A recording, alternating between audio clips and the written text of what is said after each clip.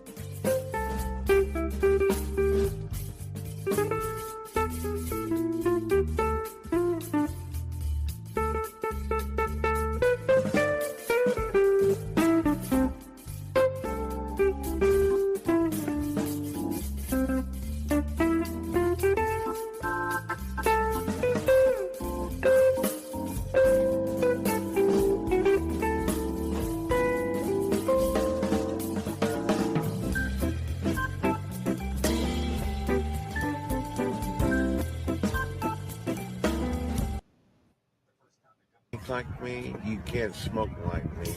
So don't try and be like me. Let's party together.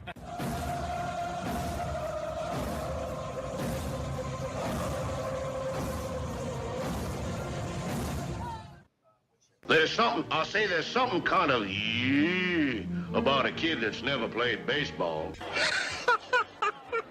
We have been hoodwinked, bamboozled, and flat out deceived. Why did you get so drunk? You got drunk. I'm just really exhausted. What's in that cup? Rum and Cokes. Do you have any idea how important this is? We're trying to save the pub. Really? This is what you're doing? This is what you're doing?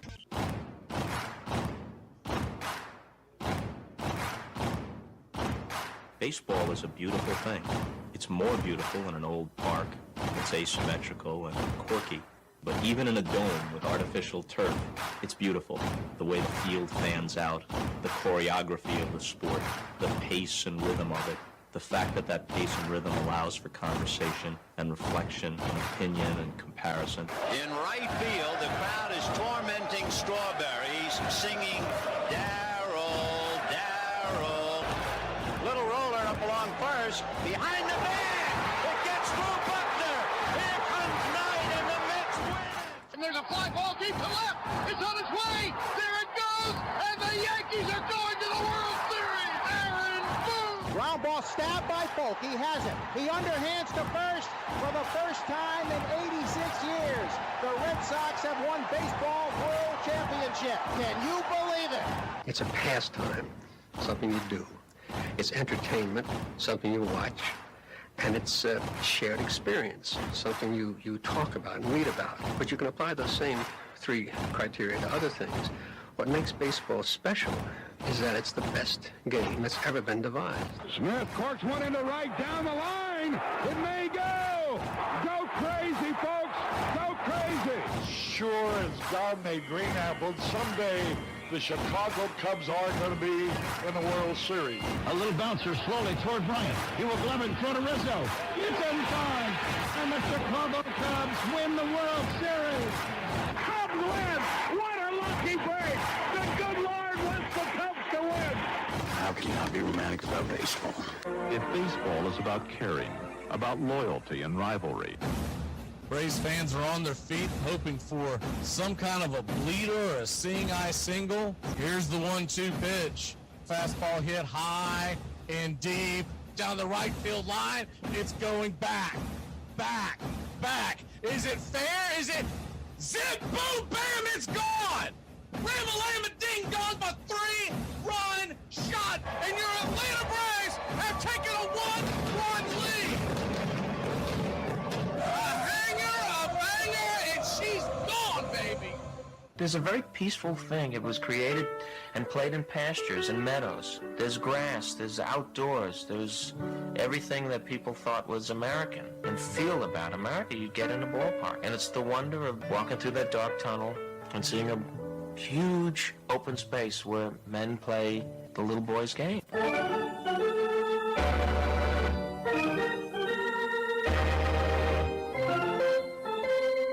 I believe in the Church of Baseball. I've tried all the major religions and most of the minor ones. I know things. For instance, there are 108 beads in a Catholic rosary and there are 108 stitches in a baseball. I prefer metaphysics to theology. You see, there's no guilt in baseball, and it's never boring. It's a long season and you gotta trust it. I've tried them all, I really have. And the only church that truly feeds the soul day in, day out is the Church of Baseball.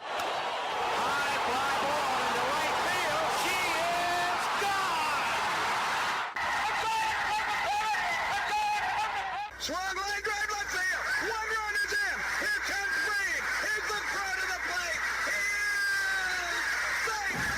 You're in Braves country.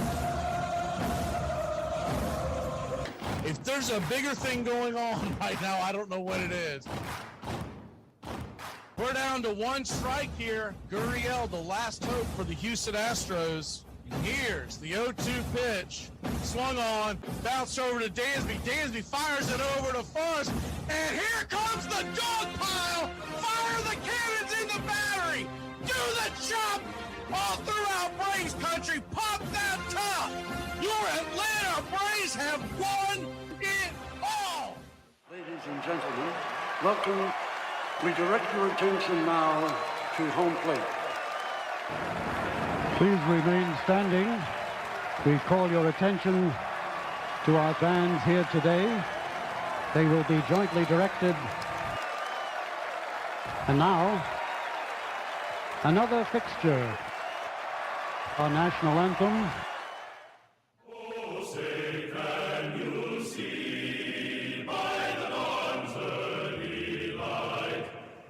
So proudly we hail at the twilight's last gleaming, whose broad stripes and bright stars through the perilous fight, o'er the ramparts we once were so gallantly streaming, and the rockets' red glare, the bombs bursting gave proof through the night that our flag was still there. Oh, say does that star-spangled banner yet wave o'er the land of the free and the home of the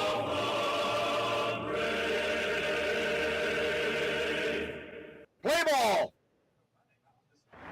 At this time, ladies and gentlemen, we'd like to introduce today's teams as participants in this historic game.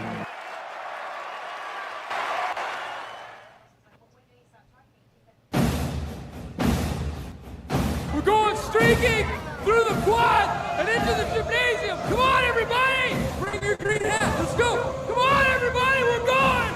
Woo!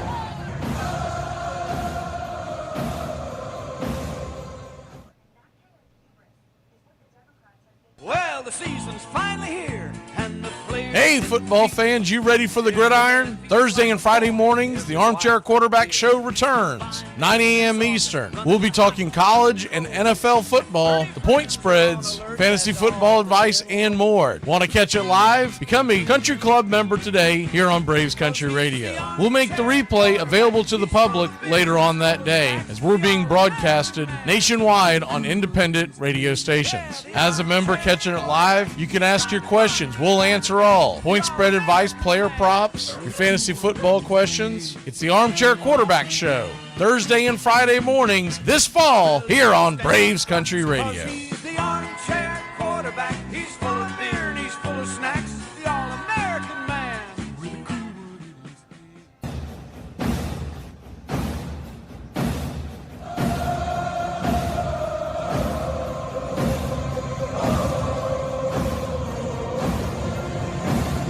You're in Braves country.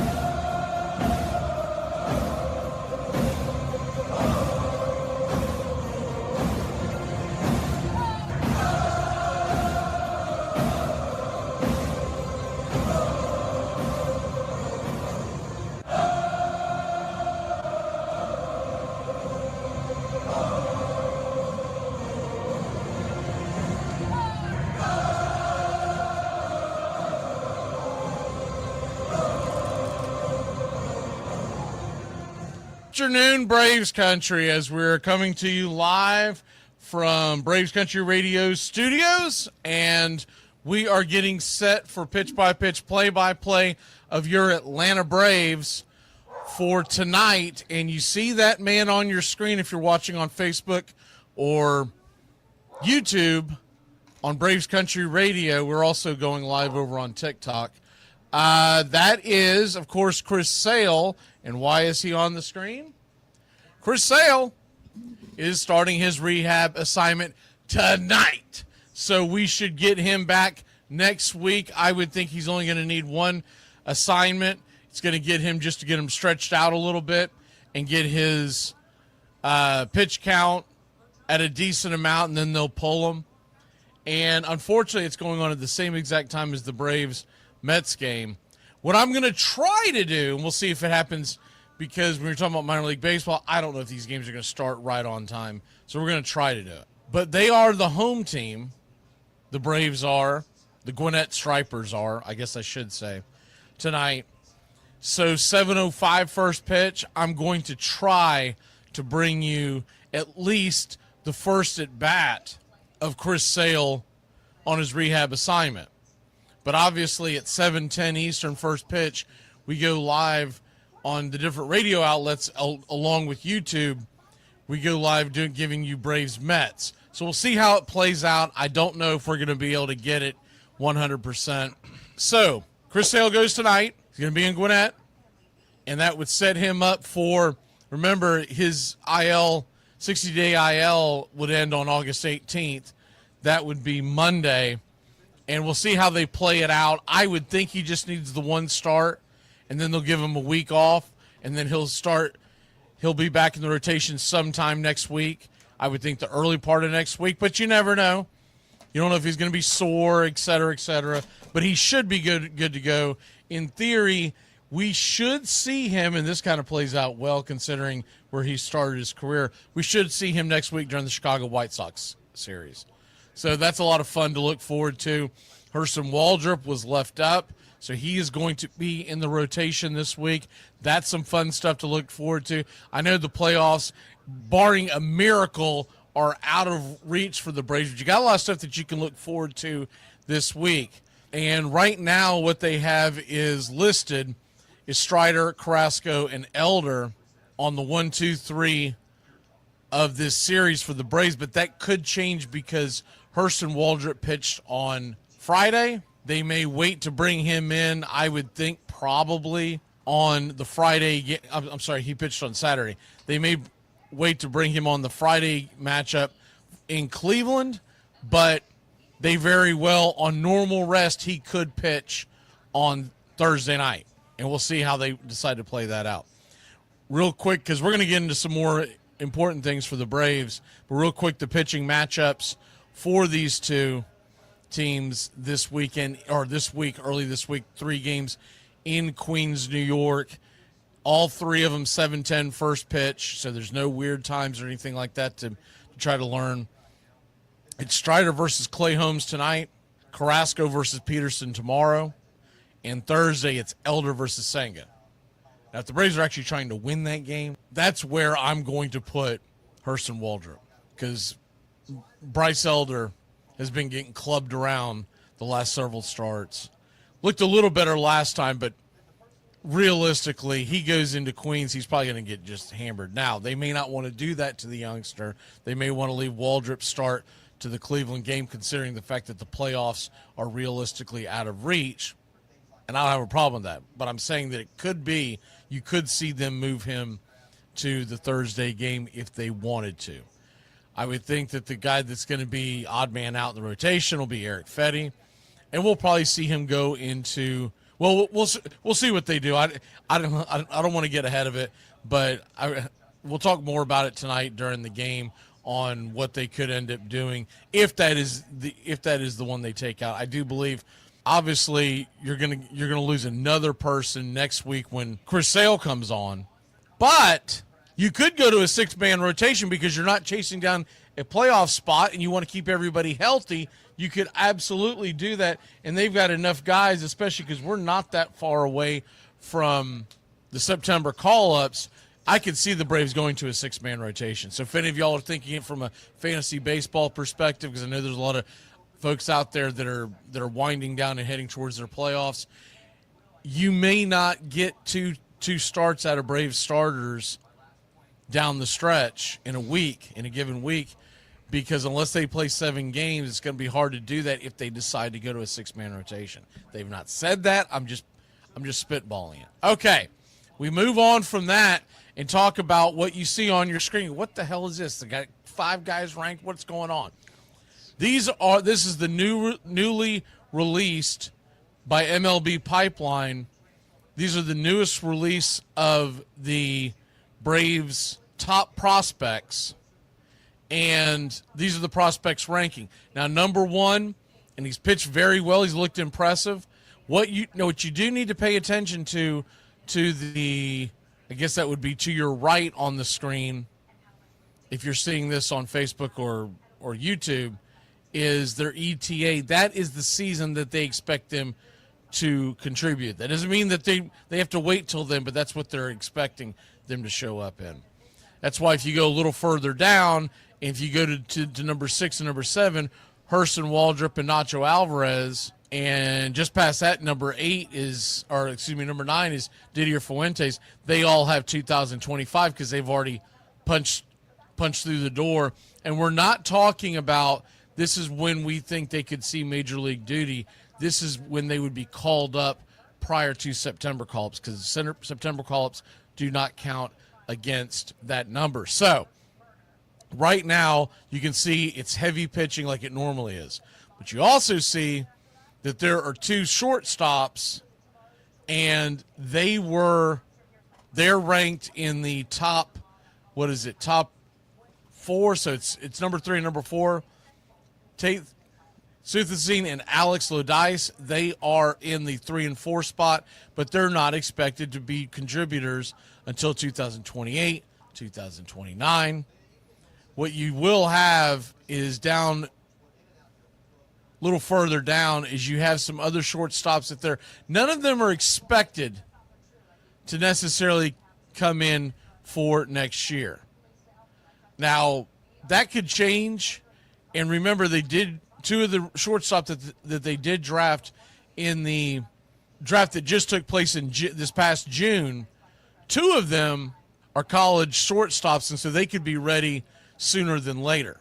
And so with that being said, you just never know what we might end up getting. I do believe that there is a chance that we get one of those top shortstops to make an appearance next year, because they made the draft pick knowing that so Tate and Alex, okay, they made those draft picks knowing that they were guys, especially in the Alex situation, where he's 21 years old. He obviously has already played some college ball, and you've got guys that, when you look at Tate, who was the number 1 pick, Alex was the number 2 pick, and Cody Miller was the number 3 pick. Those were our first 3 draft picks. They were all shortstops. Cody and Tate are more realistically going to be the ones, or I'm sorry, I think I misspoke on that one.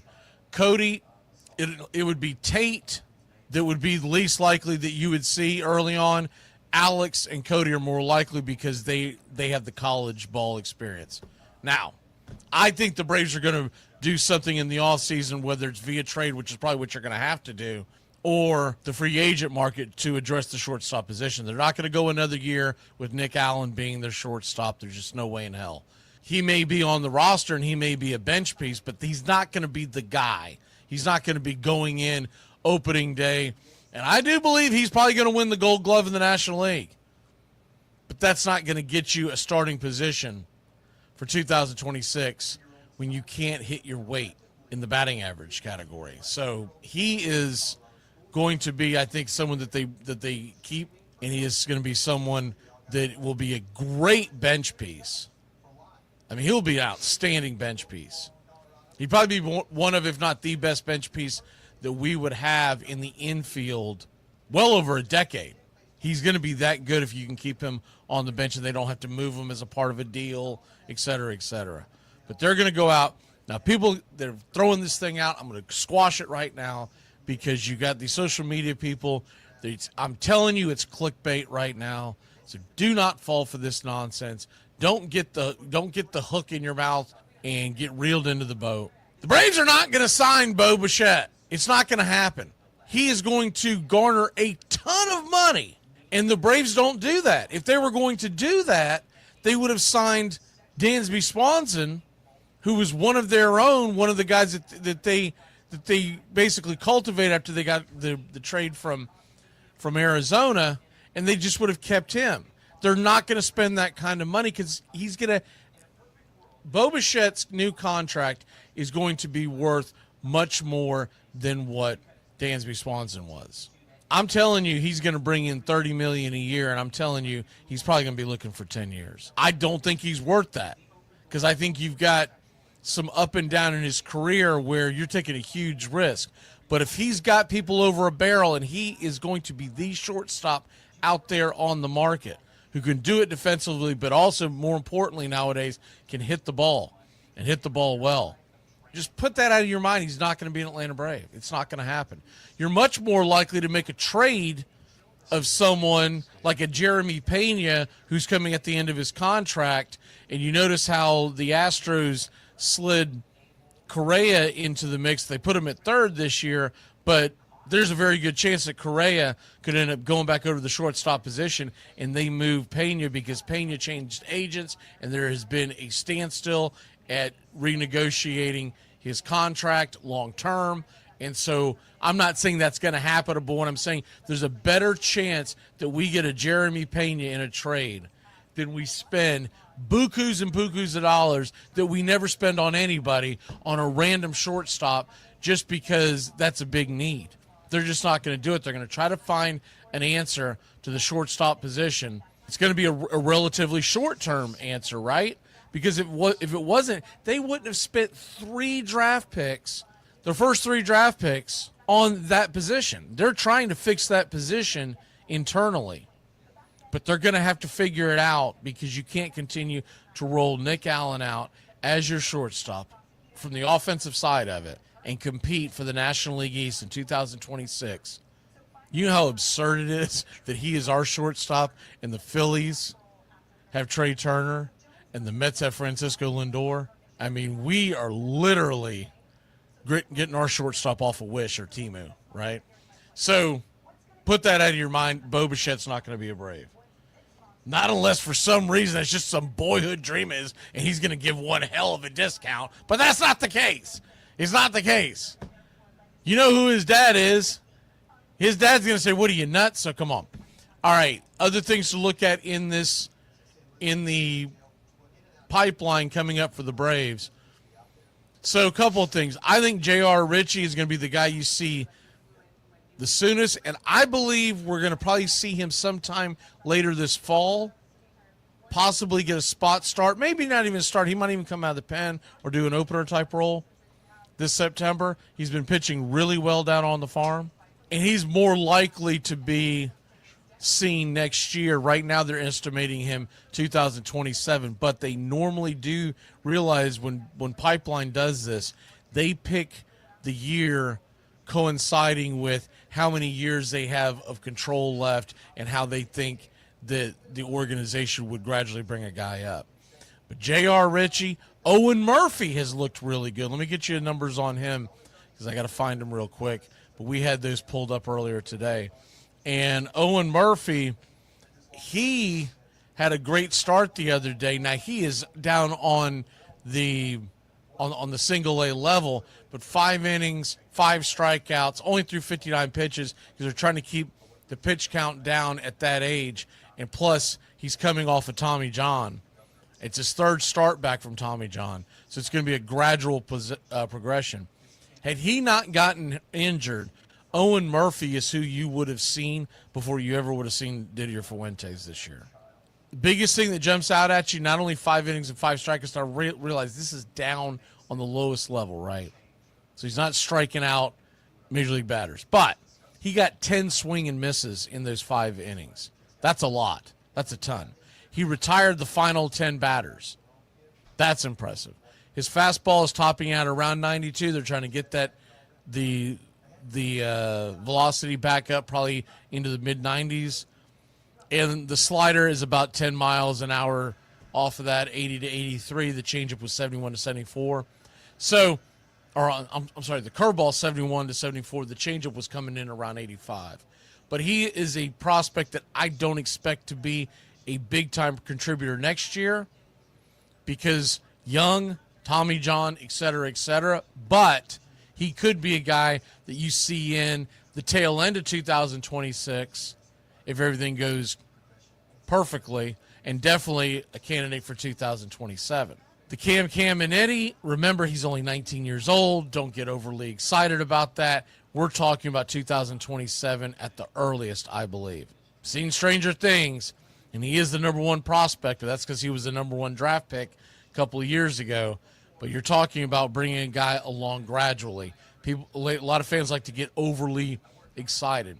The guy that I think could be getting moved in the offseason, that's why he continues to get a lot of playing time, is Nacho Alvarez. He's ranked number 6 in our rankings of the Atlanta Braves prospect rankings.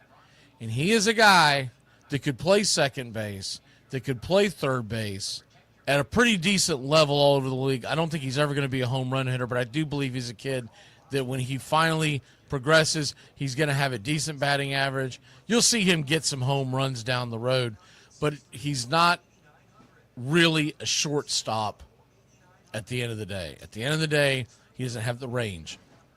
So you're either going to put him at second if you're making a trade for him, or you're going to put him at third. It's not likely that the Braves are going to trade Austin Riley. That's never going to happen. Well, I say never, but it's not happening this year. And Ozzy Albies isn't going to get traded. They're going to pick up the final year, or they got 2 club options. They're going to pick up the club option this year. It'd be stupid not to. It's $7 million to pick it up. It's $4 million to kick him to the curb. What the hell are you doing if you kick him to the curb? You're going to have to spend at least $3 million to get someone even close to being Ozzy Albies. So that's not going to happen. Nacho Alvarez and other things, it can't just be him. Nacho Alvarez and other things could bring you a viable shortstop option. And maybe you end up having to trade one of the young guns that you just drafted so that when you send it to that team, they can develop that player. May not happen. They may want to gut our pitching. Our pitching's really good, but that's where we're at on that. You could see a Didier Fuentes getting sent. I hope he doesn't, because I think Didier Fuentes' ceiling is going to be phenomenal. He just got rushed to the big leagues way too early. 20 years old was ridiculous. But Owen Murphy, by the way, we were talking about him a second ago. He ranks number 10. There are going to be other names that you're going to be asking about. Drew Hackenberg is ranked number 12 in the league. This is on the Braves. This is an overall. These are our top 30. Jose Perdomo is an interesting one. He's a shortstop. He's ranked number 17, 18 years old, long-term project, but once again, a guy that everybody's going to be looking at. A couple of the others that I like, Ian Mejia, Hayden Harris. Hayden Harris you could see sooner than later because he is realistically being groomed to be a reliever. He's done an outstanding job. They only have him ranked at 28th, which doesn't do what he has done justice. And most believe that he is going to be at the Braves by the end of this year. Most likely in the September call-ups, you're going to see him quite a bit. And I'm excited to see him because his numbers, I don't have him in front of me, but he has been electric. So that's kind of your catch-up on that. If you're just joining us, Chris Sale starts his rehab tonight, 7:05 first pitch. Braves Mets 7:10 first pitch. What I'm going to try to do is to at least bring you the first at bat of Chris Sale, and then we'll bring you the Braves Mets. That's assuming they start the game on time, and I haven't done many minor league games, so I don't know how likely it is that they started on time. They could have some stupid mascot race or something down there in Gwinnett. I don't know what the hell they do. And because they have Chris Sale on the mound, they're probably going to milk it for what it's worth. So that's what we're going to try to do, but I'm not banking on it. See if there's anything else here. Michael Harris. Listen to this number. His last 23 games, Michael Harris II has hit 6 home runs. In his first 93 games, Michael Harris had 6 home runs. So once again, Michael Harris is getting hot in the back half of the year. He's done this. He did this last year. What Michael Harris has to fix if he wants to be an all-around Major League Baseball player, perennial all-star, et cetera, is to do this from, and he's got to start in March, but from spring training all the way through into October, because it does not do you any good to have a very good center fielder defensively all year long, but offensively he's meh and below average until you get past the All-Star break. If you do that every year, he's going to affect the fact that you may not be in the damn playoff race. So he's got to figure that out. And I don't know what he's doing in his offseason. A lot of interviews doesn't sound like he's doing a lot of preparation in the offseason. And then during the All-Star break, he obviously buckles down and gets to work, I'm assuming with the coaching staff, but whatever his process is, and all of a sudden he comes out flying. Well, why the hell aren't you doing that at the very beginning? Because I'm not expecting the moon and stars. I'm not expecting you to be hitting 350 in April. But you can't be screwing around with the Mendoza line for the entire first half of the season and then all of a sudden get it to clicking. And I still say that one of his biggest issues is chasing pitches, but also thinking that he is a home run hitter. He is most dangerous when he's hitting bullets in the gap, line drives. If they go out, they go out. But he's got to be gunning for bullets in the gap, because when he gets them, his speed takes over. If they get up over the stadium, that's fine. But you don't want high towering swings by Harris, because he's too likely to get underneath the damn thing, and then you get pop-ups like Ozzie Albies. One of the worst things you can see from Ozzie Albies when he hits 2 home runs in 3 days. Next thing you know, the first thing I think of is, well, he's about to go into a slump again. Because all of a sudden, they think they're Jimmy Fox or Willie Mays, and they're swinging out of their shoes. And they need to be who they are, because they're pretty damn good baseball players when they play their game. I think that's it. We'll see you tonight. Once again, if you're listening to the audio replay, we're going to try to bring you Chris Sale at 7:05 Eastern for the first at bat. But I've had better plans on better days, so we'll see what happens. Braves Mets 3-game series. Time to play spoiler and let the cards fall where they may. If we get on a hot streak, you never know. But I'm looking at it day by day. Let's try to play spoiler, and let's try to ruin. Realize the next few weeks, you get the Mets 3 times this week. You get the Mets 3 times next week. You get the Marlins and Phillies as we end the month of August. And you can ruin their seasons, and that's what we're here for, Braves country. If we can't win, let's at least make everybody else miserable. We'll see you next time.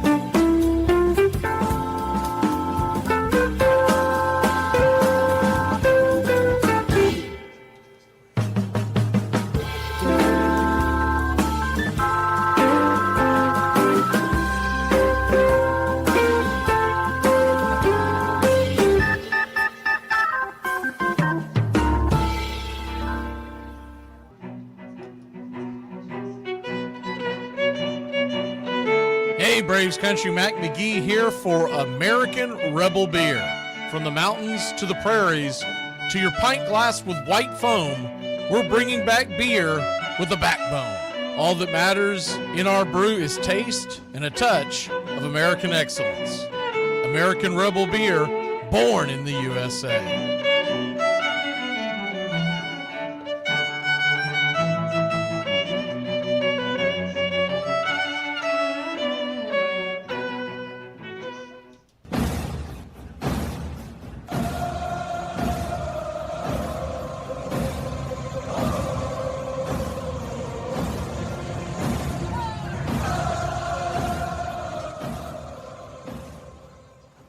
On a beer? 7 o'clock in the morning. Scotch? Hey, howdy, hi, and how the hell are you? Pull up an armchair, girls and boys, and join us for Braves Country Baseball. You're listening live as the Braves are on the road, and we're set to bring you pitch by pitch, play by play of your Atlanta Braves. Hi, I'm Mac McGee. Here's your starting lineups for today's action. Leading off and playing left field for your Atlanta Braves, it's Jurickson Profar. 6 home runs, 15 RBI, 3 stolen bases, batting .238. Batting second, playing first, Matt Olson. 19 home runs, 70 RBI, a .262 average. Drake Baldwin is batting third and behind home plate. He had 13 home runs and 51 RBI, batting .289. Designated hitter, Marcell Ozuna. 19 home runs, 56 RBI, a .240 average. Michael Harris II, he's batting fifth and patrolling center field for your Atlanta Braves. With 12 home runs, 55 RBI, 13 stolen bases, batting .241. Batting sixth, playing second, Ozzie Albies. 9 home runs, 44 RBI, 11 stolen bases, batting .222. Brujan is in right field and batting seventh. He has 3 RBI, 2 stolen bases, batting .250. Batting eighth, and at the Keystone corner, it's Nacho Alvarez. He has a .204 average. Nick Allen is batting ninth, and in short, he's got 18 RBI, 8 stolen bases, batting .224. On the mound for your Atlanta Braves, it's Spencer Strider Day. Strider Day is 5-9 with a .404 ERA and a 1.30 whip. 82 innings, 74 hits allowed, 98 strikeouts, 33 walks, 12 home runs served. He'll be going head-to-head with Clay Holmes, who's 9-6 with a .346 ERA, a 1.3 whip, 122 innings, 97 strikeouts, 112 hits allowed, 47 walks, 12 home runs served. Backing up Clay in the bottom of the first inning, leading off and playing shortstop for the New York Metropolitans, it's Francisco Lindor. 21 home runs, 64 RBI, 18 stolen bases, batting .243. Juan Soto batting second, playing right. 28 home runs, 67 RBI, 18 stolen bases, batting .251. Batting third, playing left, Brandon Nimmo. 19 home runs, 63 RBI, 12 stolen bases, batting .249. Batting cleanup and playing first, Pete Alonso. The Polar Bear is 26 home runs into the season, 93 RBI, 1 stolen base, batting .264. Jeff McNeil batting fifth, playing second. 9 home runs, 34 RBI, 2 stolen bases, batting .254. And Starlin Marte is batting sixth, the designated hitter. He's got 6 home runs, 23 RBI, 5 stolen bases, batting .273. Cedric Mullins is batting seventh and in center field. He's got 16 home runs, 51 RBI, a .225 average, with 16 stolen bases on the year. Francisco Alvarez is back behind home plate, 4 home runs, 15 RBI, batting .242. Brett Beatty is at third and batting ninth. He's got 12 home runs, 36 RBI, 5 stolen bases, batting .228. Calling balls and strikes behind home plate tonight, it's Vic Carapazza. Your first base umpire, Mark Rippinger. Second base will be manned by Nick Lentz. And down the third base line, it's Nick Marley. Game time temperatures here in Citi Field, Queens, New York, expected to be about 83 degrees at first pitch, with the wind blowing out to left center at about 10 miles an hour. Your Atlanta Braves are plus 126 on the money line. The over-under is 8. Our pick to click tonight, we're going to go with Ozzie Albies. He's 3 for 5 lifetime versus the starter Clay Holmes tonight with an RBI in 7 plate appearances. All in all, Clay Holmes has had a very good career against the Braves. 12 appearances with an ERA at 2.01. But the Braves were able to get to him the 2 times they've seen him this year, knock him out of the game by the 5th. They didn't get a ton of runs, but that's because there was an early pull by the manager each time. So your American Rebel Beer key to the game tonight is let's get him out of the game. Let's knock him out, stop him from going past the 5th inning, and the Braves ought to be able to take advantage of that New York Mets bullpen. So they made some moves. The Mets have been struggling. They are reeling. If you haven't been paying attention to this is an unbelievable stat considering they were very aggressive at the deadline. The New York Mets, since Monday, July 28th, have won 1 baseball game. They beat the San Francisco Giants August 2nd, 12-6. That's it. That's the list. So they have lost 11 of their last 12 games. They have lost 7 in a row. They've been swept by the Brewers, swept by Cleveland, and swept by San Diego during that time period. Incredibly streaky team. They were coming off a high of winning 7 in a row that started right before the trade deadline. Since that trade deadline, Friday, August 1st, they have lost 7 of 8. This is a talented roster, but it has got to be a team that is questioning themselves left and right. And you know it's not too long before the finger pointing comes. You also know Atlanta Braves have had their number over the years. And though this isn't one of the better Braves teams, that doesn't mean we can't go in there and wreak havoc. The season series, the Braves lead at 5-2. That includes a sweep in Atlanta. Then we split with New York the last time we were here, a 4-game set. This would be a great way to start the road trip and get a W under Spencer Strider. And let's not overlook the fact that he has played very poorly over the last month or so. He's going to have a lot of pressure on him tonight. He's going to want to go out and shove, especially against the Mets, who have given him fits over the years, even when he is on top of his game. We're going to take your Atlanta Braves to win this one, put some runs on the board on Clay Holmes and those Metropolitans. Give me Atlanta to go chopping away with the 6-3 win. Put your click in the chat, slap that like, and let's get ready, Braves Country.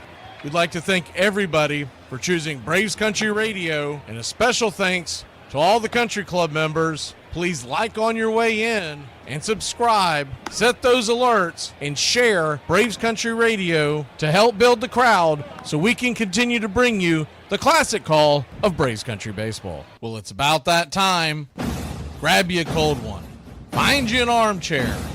Atlanta Braves Baseball right here on Braves Country Radio. Your modern-day superstation is in its 5th season of bringing you pitch-by-pitch, play-by-play of your Atlanta Braves and our one-of-a-kind production. Take us anywhere you go for over 170 Atlanta Braves ball games. Please like and subscribe today. Join the Country Club. Thank you to all the Country Club members. You help support Braves Country Radio. Get this bus moving. Stop. Come back. Too late. Roll call! Yeah, roll call! You're in Braves Country.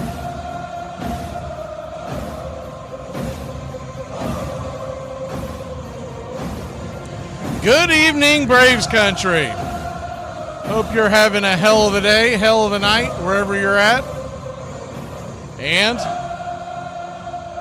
we got pitch-by-pitch, play-by-play on the way. Y'all talking about favorite pitchers for whatever reason. I'm not sure because I'm always busy during this. I try to answer them, but realistically, I don't have time. In my lifetime,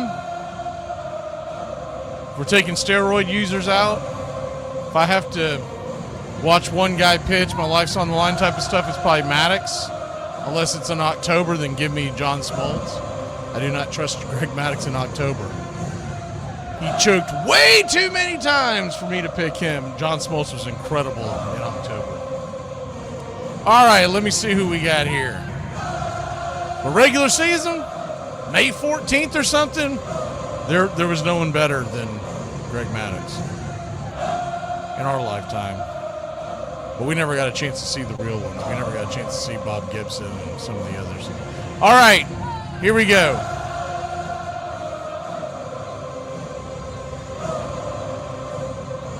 I think the one that I wish I could have seen would have been Walter Johnson, because everybody just talked about him for years and years and years, how dominant he was. But Kid Nichols would have been fun too, just because he was in the Braves organization.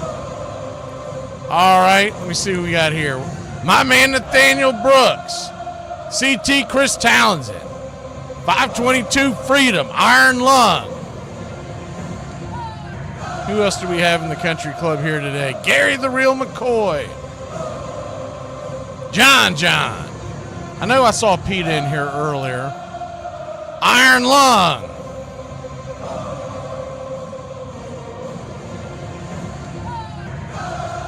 I think I got 522 Freedom already. Let me see if there's any others. I thought I saw Robert in here, but my screen has rebooted, so the ones that I see that I can still see,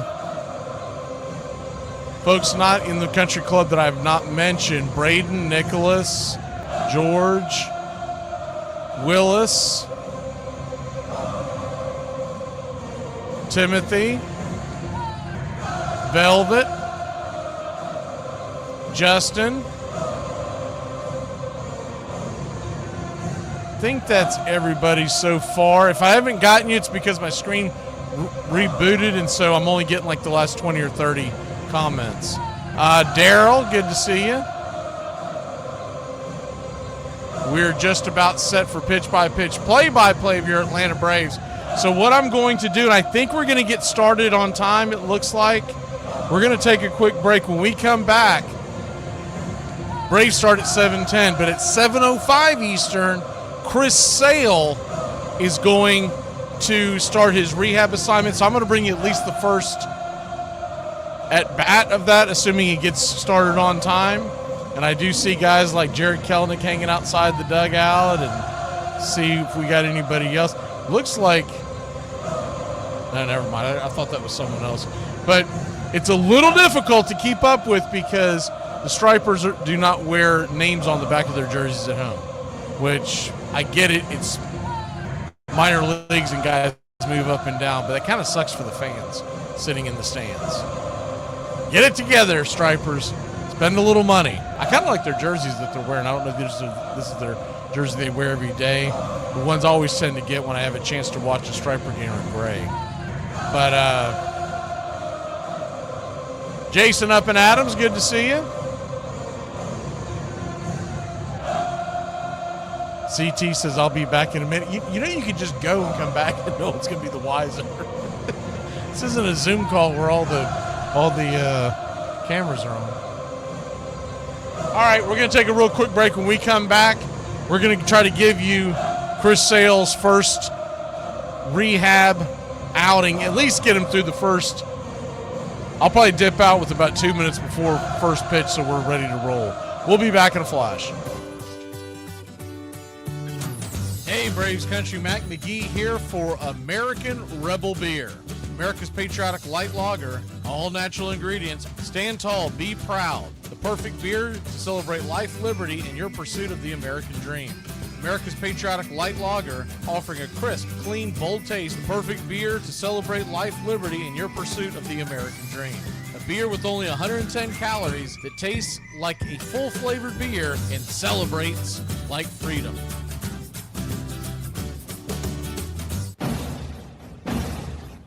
Hey, Braves Country, this is Mac McGee with Braves Country Radio. We are bringing you pitch by pitch, play-by-play of your Atlanta Braves all year long. Join the Country Club today. Help support Braves Country Radio. Join the Country Club today. It helps us bring you more of the game we all love. Braves Country Radio, your home for the classic call of Braves Country Baseball.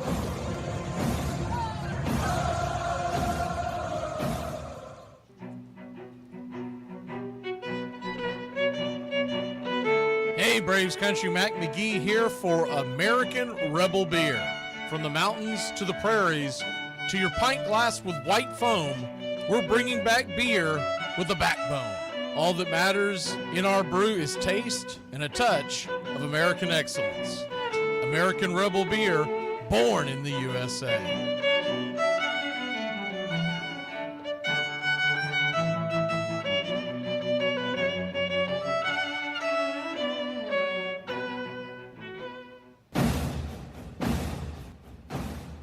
Ladies and gentlemen, we interrupt our program of dance music to bring you a special bulletin from the radio news. Sit quietly and we will control all that you see and hear. There is nothing wrong. You are about to participate in a great adventure. You are about to experience the awe and mystery. You unlock this door with the key of imagination. Beyond it is another dimension, a dimension of sound, a dimension of sight, a dimension of mind. You're moving into a land of both things and ideas. You've just crossed over into Adventures in Time and space. We offer you Braves Country Radio, your home for the classic call, Braves Country Baseball. Hi, folks. Join us now for another Braves ball game. Yes, sir. This is the one we've been waiting for. This is it. This makes you feel like it's spring and baseball, no more measles, and free tickets to the circus. You're in Braves country.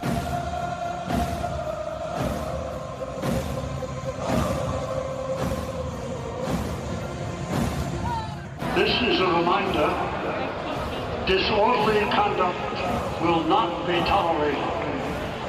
Please respect your fellow fan and refrain from any unruly behavior. Failure to comply with these guidelines will result in ejection.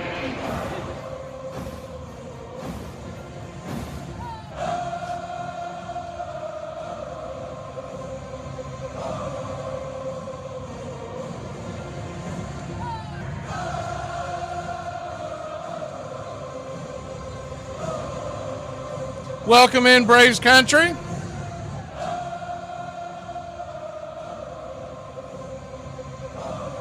Waiting for first pitch of Chris Sale. He's about to head towards the mound.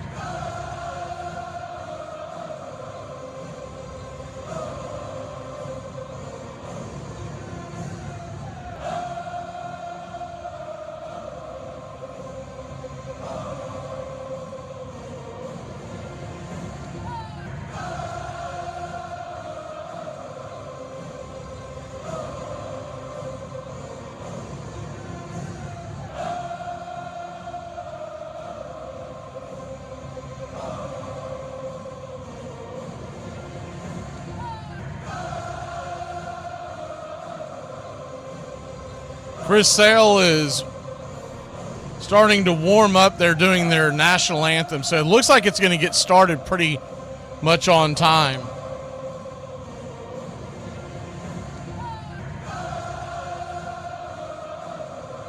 As we're just about set for pitch-by-pitch, play-by-play of your Atlanta Braves versus the Mets. If you're just joining us and you're wanting to know what in the world's going on, we are going to bring you Chris Sale right before this. And so you'll get the audio of that while we wait for first pitch.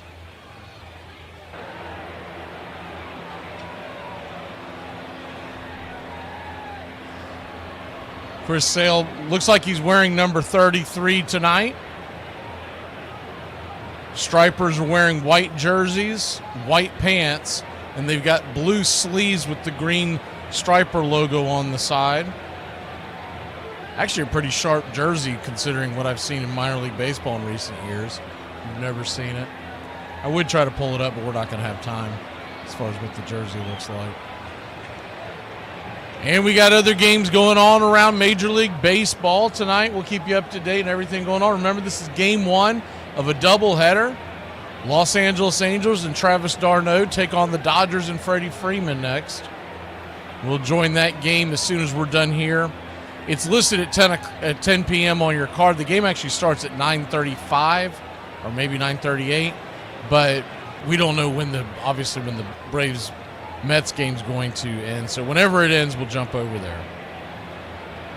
Young lady getting a standing ovation after doing the national anthem, and Chris Sale is set to step on the mound. This should just be the one warm-up game. I'm going to keep the video going throughout his entire start.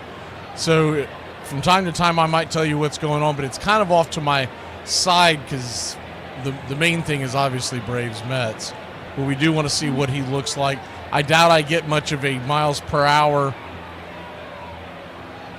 kind of information there, but just want to see how effective he is. It's good to just see him back in action nonetheless. We are just about set for pitch-by-pitch, play-by-play of your Atlanta Braves coming up in just a few minutes.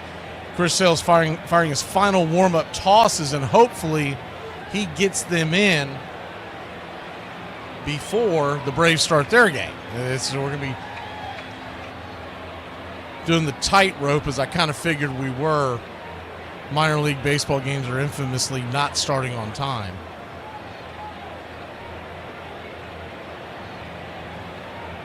I really wish they set it up with the MLB app to where you could watch more minor league games after the fact the next day, but they don't. They don't give you access to the archives, so it's kind of worthless because most of the games are going on when your team's playing, when your major league team is playing. I mean, I try to catch Braves minor leagues as much as I can, but it's really difficult to grab. Sale's done with his warm-up tosses, so he'll come set. He's got a red glove on tonight. Sharp ball cap that the Stripers have. It's navy blue in the back, navy blue bill, and a white in the front with the green Stripers logo. Stripers across the chest in green. Chris Sale comes set. Lefty-righty matchup, and yes, sir, it's baseball time in Gwinnett. First pitch on the way is a fastball inside, just misses the zone. It's 1-0. Blake Dunn is the batter. Lefty-righty, the pitch. Swing and a miss. Chris Sale up, evens up the count, 1-1. So a 1-1 count. Stripers nothing, Louisville nothing. Chris Sale delivers, swing, and that ball's going to get lifted into left center field, down for a base hit, and Louisville has the leadoff runner on.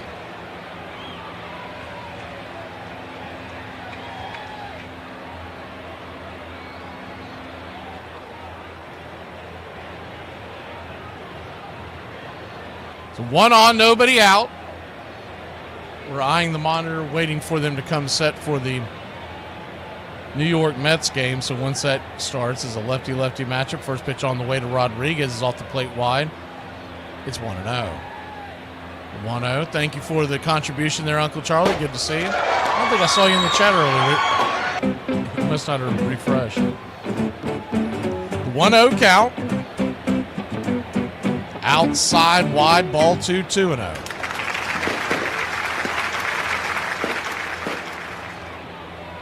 Lefty-lefty matchup. They have a weird way of doing their screen, too. It looks like there's 3 outs on the screen, but it's indicating that none of the lights are lit up. 2-1 swing and a miss, or 2-0 swing and a miss. It's 2-1. Fastball on the outer edge. So in other words, they keep 3 little dots on the bottom right-hand corner, and it looks like that's how many outs there are, but I guess they're waiting to light one up as they go. Almost like old school bowling. The 2-1 swing and a miss. Nice slider on the outer edge. 2-2. So a 2-2 count, and if this at bat can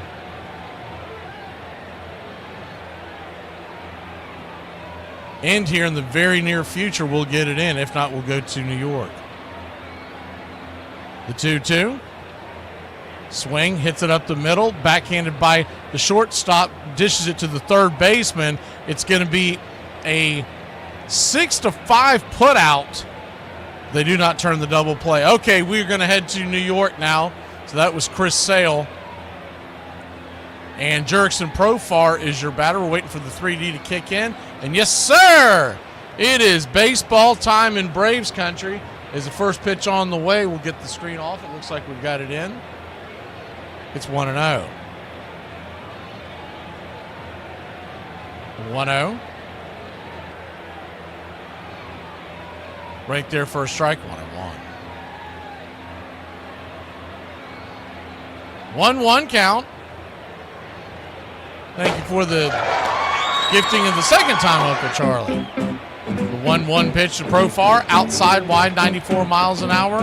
Ball 2-1. Jerickson Profar batting .238 on the year, 6 home runs, 15 RBI, a .763 OPS. The 2-1, down below the knee slider, 2-2. Clay Holmes tonight on the mound, left to right across the outfield for the Mets. It's Nimmo, Mullins, and Soto. Round the horn in the infield, third to first is a 3-1. Outside wide, ball 4. So Profar, head on down to first. Well, the Jerks star called. They're running out of you. Jerks and Profar. It's smart. It's a smart line, and a smart crowd will appreciate it. And I'm not going to dumb it down for some bonehead mass audience. Pro far, pro good.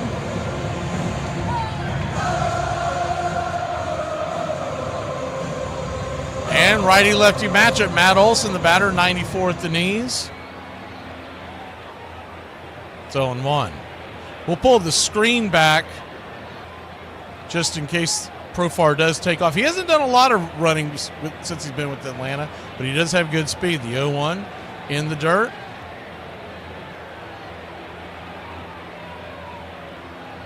One and one. Thank you, Uncle Charlie. The 1-1 pitch. Swing! Chops the sinker. Just got a piece of it. Goes foul. 1-2. Braves nothing. Metropolitans nothing. Top of the first inning. Infield is back into the right. Huge open hole on the third base side.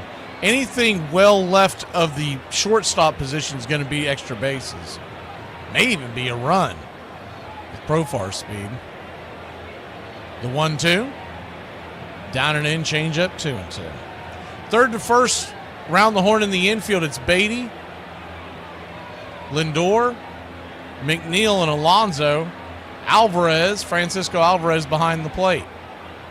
The 2-2 pitch from Clay Holmes. Down and in, slider, full count. They'll toss it down to first base, try to catch Profar napping, but no such luck. What you're going to get from Clay Holmes today in his repertoire is he is a true kitchen sink pitcher. The 3-2 swing, that ball's hammered towards right field over the head of Juan Soto. That's going to get down where the green grass grows. Matt Olson heading to second. This is not watered down. This is Ice House. And it's a double. Ice House. Smooth as it gets. Profar will stay at first. Got a bit of a late jump because you couldn't tell if that was going to get over Soto's head or not, but good hustle by Profar, and the Braves have runners on second and third, and nobody out.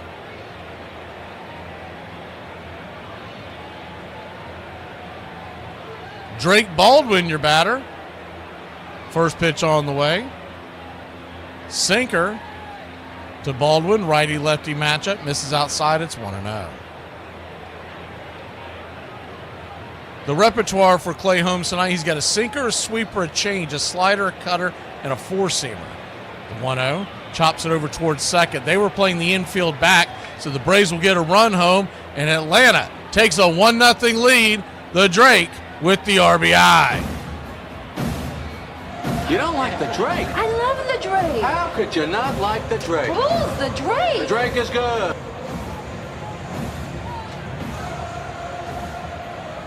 So Drake chops it up through the hole, realizing that the infield is back. And he'll get the RBI. Olsen moves down to first. And down to third, excuse me. 1 on, 1 out to Marcelo Zuner, sweeper outside wide. It's 1-0. A fly ball here, deep enough, will send Olsen home, could double the lead. The 1-0. Swing and a miss. I got a piece of it. It's 1-1. 1-1 count.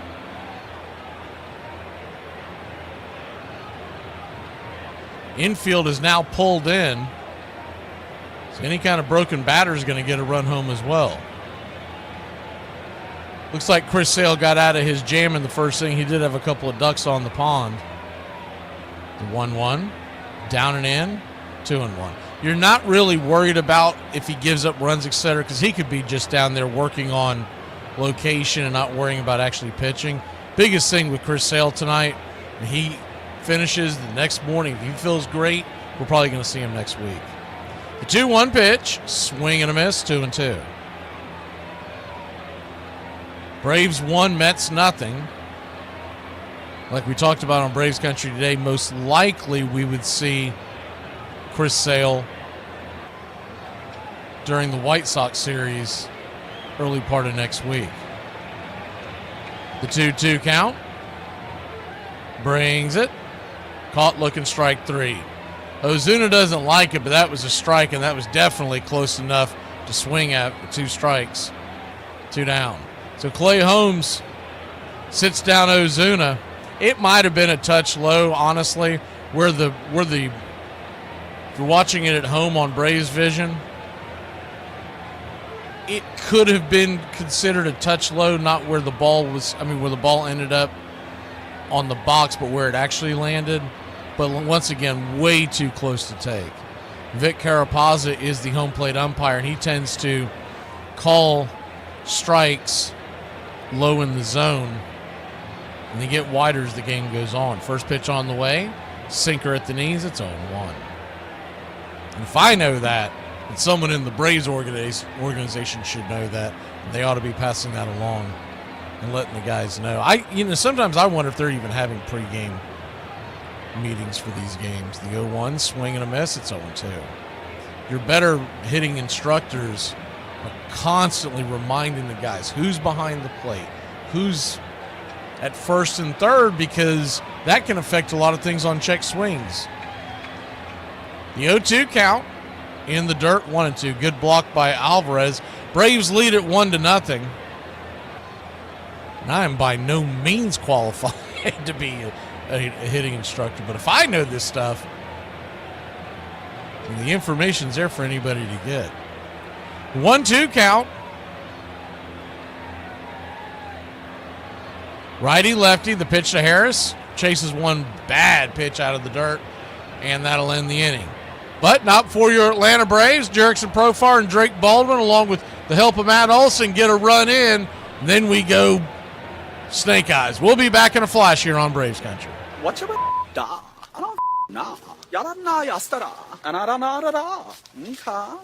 With a nickname like Stan the Man, you know Stan Musial was something special. How good of a hitter was he? One player said he could hit 300 with a fountain pen. He started out as a pitcher before a shoulder injury ended that chapter of his career. He had 3,266 more at-bats than Ted Williams, but 13 fewer strikeouts. He hit no less than .310 for 16 consecutive seasons. In his first 5 full seasons, he won 2 batting titles and 2 MVPs. Even though he was an exceptional hitter, which is evident by his 7 batting titles, he wasn't above putting the team first. His 35 sacrifice bunts are more than Joe DiMaggio and Ted Williams combined. He won 3 MVP awards in his career, but even more impressive, he received MVP votes in 18 of his 22 seasons. In his first 9 seasons, he had more doubles than he had strikeouts. A pitcher once said you were better off throwing 4 wild ones and trying to pick him off at first base. His 12 walk-off home runs are second only to Jim Thome. Despite missing an entire season to serve in the Navy, he still held 17 big league records and 29 National League records at his retirement. One of the greatest hitters of all time. Hey, y'all better look the out today. My crayons are short, the box is full, my bottle of glue's topped off, and my helmet's on tight, baby. We about to rism with the tism. Let's get with it. Had to be a learning process for you. Well, I learned a lot. I pretty much learned how to live. I mean, you have to adapt to your new environment, and I learned all the do's and don'ts. I was in AAA at the end of the year, and, I had a pretty good summer, and, I kind of expected to get called up. In 1986, he gets called up in September after being very good in the minor leagues, and he's only 20 years old. Turn around, and I get pulled over for speed. It's my first ticket, and, I'm nervous. Cop pulls you over, you're 20 years old, and he writes me the ticket, and Chico goes, "Damn." I'm like, "What?" He goes, "My wallet's right here." So I turned around, got a ticket, and then we turned back around and went to Chicago. In the last 2.5 years just zipped right by, and here I am. I couldn't ask for anything better right now. Welcome back to Braves Country Radio. First pitch on the way to Lindor from Spencer Strider. Misses high and out of the zone. It's 1-0. 1-0, righty-lefty. Swing! Rattles it back foul. 97-mile-an-hour fastball, top of the zone. It's 1-1. 1-1 count.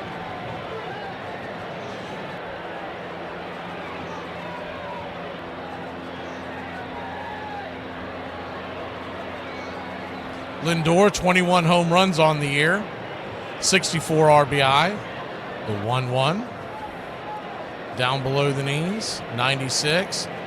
He's given that same strike a little while ago to Holmes. This time he calls it low. So a 2-1 count. Reds lead the Phillies 2-0 in the fourth. The 2-1 slapped over towards third off of Nacho Alvarez's chest, bobbles it, gobbles it up, fires it to first, and gets Lindor by about a step. That was a close one away. Very dangerous for another error for Nacho Alvarez, but was able to stick with it. Once again, he's not really his position. He came up as a second baseman.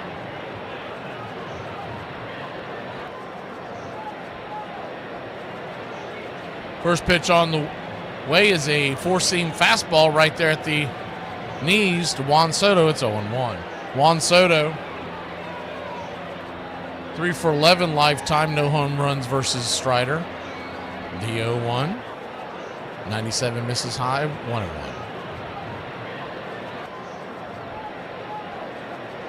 A little surprised by that. I figured Soto had gotten a hold of one of those fastballs at some point in his career. 1-1 count. Swing and a miss. Pulled the string on that curveball, baby. That was nasty. 1-2.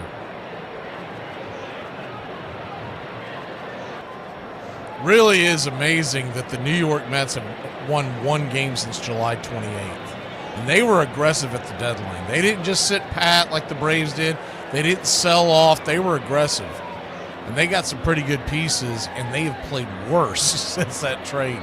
The 1-2 lifts high and deep into center field. Looks like Harris is going to have plenty of room for out number 2, F8 in your scorecard. Remember, they brought over Cedric Mullins. They brought over some very good pieces in the bullpen. 3 really good pieces. Same thing with the Yankees. The Yankees are struggling.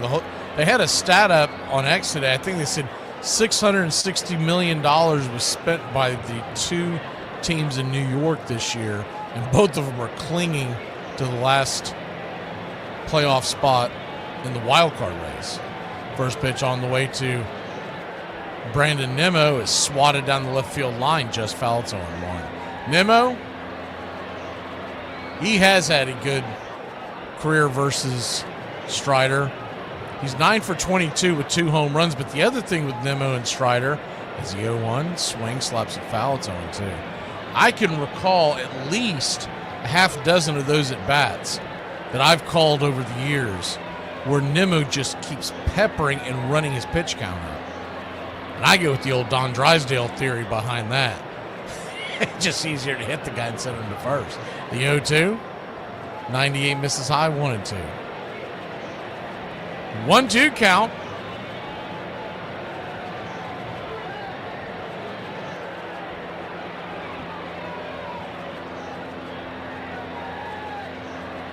The 1-2 from Strider. Swing. Swats that foul down the line. He'll start shortening up his swing, and that's why Nimmo, I've always thought, was a good leadoff hitter. They don't have him batting leadoff tonight, obviously. But if I was setting the lineup, he would be my leadoff guy because he will see pitches. The 1-2. Slaps that again. He chokes up, but he also shortens his swing. He's just trying to get on. 1-2 count.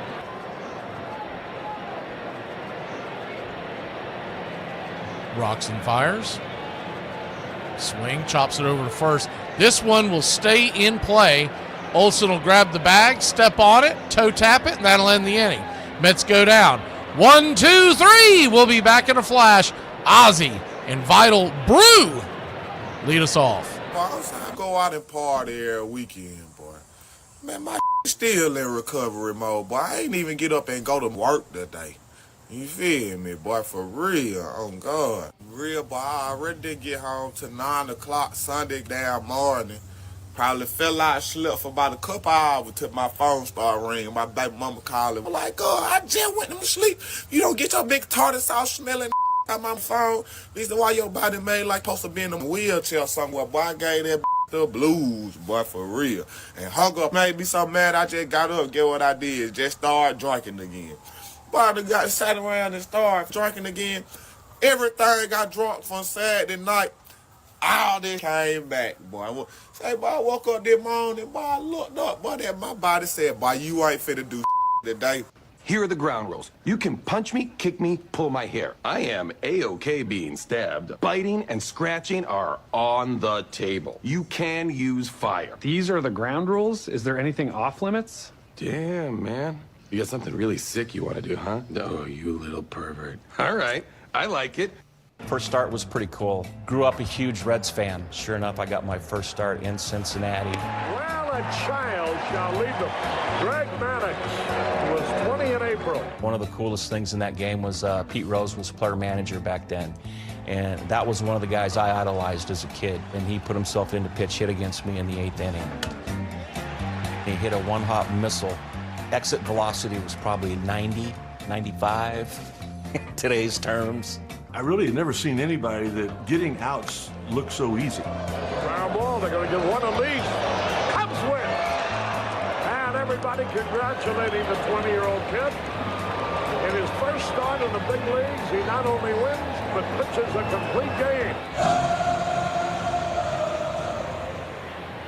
Welcome back. First pitch on the way to Ozzie Albies is a sinker from Clay Holmes right there for a strike. It's 0-1. There's a 2-2 count from Sale and Gwinnett. God-looking strike 3. He punched him out. One away in that game. The 0-1 swung on, chopped over to short back in New York. And Ozzie Albies is out 6-3 on the putout, one away. He's got ducks on the pond again in Gwinnett. There's 2 on, there's 1 out. I haven't been able to look and see how many strikeouts he has or anything like that. They don't keep that on the screen, and they're out. It's messing with me because it's old school. It's like if you remember watching like ESPN or CBS in the 90s, it looks their screen looks like that. It's the first pitch on the way to Vital Brew. Hahn is up top for a ball. It's 1-0. You older baseball fans will know what the reference on that is. The 1-0 swing and fouls it down the line. It's 1-1. 1-1 count.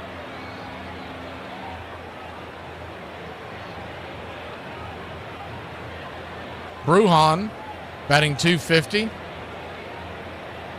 3 RBI. The 1-1 off the plate. 2-1. I did see a funny thing about Vita Blue, who I'm referencing in that nickname. He said that the owner of the Athletics is the 2-1 swing, swats it back foul. 2-2. Charlie Finley, who was always known as a character, one of the true characters of the games, one of the few owners that have been characters, but he was a true character, owner of the Athletics in the 70s. He offered Vita Blue to change his nickname legally to True, so his nickname True Blue, they could put it in as the 2-2, outside wide, sinker, 3-2. He wanted to do that so he could put it in in the programs and everything. Full count to Vital. Swing, chops it down the line, foul. Full count. Those younger baseball fans who don't pay attention to the history of the game, Vita Blue was one of the best pitchers in the 70s for the Athletics that won 3 consecutive World Series.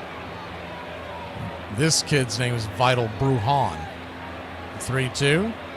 He didn't give him the low pitch on that one, ball 4, and I bet you that's ticking off. Clay Holmes, because he was given wide strikes low in inning 1, and all of a sudden he's changed his tune. But we've seen this before with home plate umpire Vic Carapazzi. He can be a little... He doesn't give you like wide strikes, but he'll give you the neighborhood, and he's not done that in a couple for the Braves and a couple for Holmes. First pitch on the way to Nacho Alvarez is right there at the knees. It's 0-1. Braves 1, Mets nothing. Just getting going here in the second inning. The 0-1. Swing and a miss. Changeup coming out of his shoes. It's 0-2. Clay Holmes, 39% of the time you'll see that sinker, 20% the sweeper. As Alvarez steps out of the box.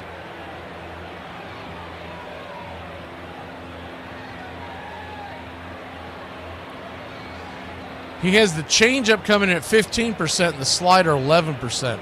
The cutter at 9 and the four seam at 6. The 0-2 pitch. Swing! That ball's going to get dropped into left field down for a base hit.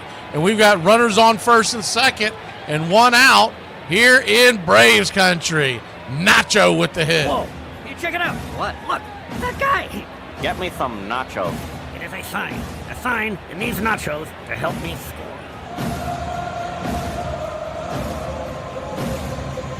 Not a hard hit ball, but got it over the infield. And the Braves have runners on first and second. One out. Nick Allen, the batter. Trying to come through with the base knock.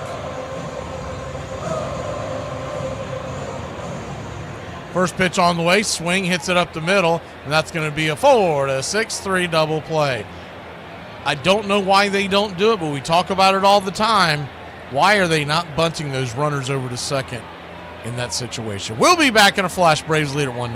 Why are you singing so funny? Why? Because. What do you call a man that refuses to fart in public? I don't know. A private tutor.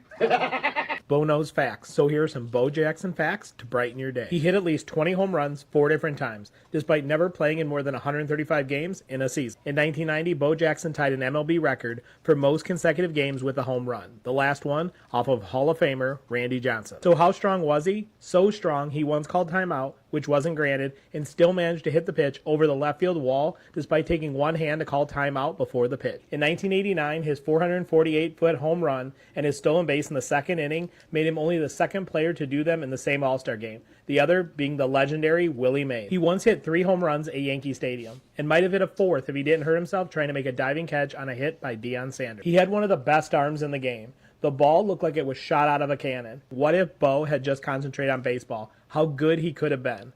If you have a masturbation addiction, you will either beat it or beat it. You know, we're going to see Greg Maddox's older brother by a year, I think it is, Mike pitching for the Philadelphia Phillies Tuesday. Mike got called up that same year in '86, so it was this interesting rivalry, even though Mike was a couple of years older. That first one was, it was historic. It's never happened before, that rookie brothers oppose one another. It was not fun pitching against him because, this guy you've pulled for your whole life. I was nervous as hell. I ain't going to lie to you. We had faced each other 1,000 times in the backyard, and then to have the opportunity to do it, on a big league field was pretty cool. He's out there pitching, and it's like I'm watching him throw a Little League game. There's a strike call, a fastball. Look at him. He's out there dominating. Please like and subscribe today. Braves Country Radio, your home for the classic call of Braves Country Baseball. Welcome back. Braves Country Radio, the first pitch on the way from Strider to Pete Alonso. Swung on and popped back, foul out of play. It's 0-1. Righty-righty matchup. Theo. That's a good name for a pup. The 0-1. Right there off the edge. 1-1. 1-1 count.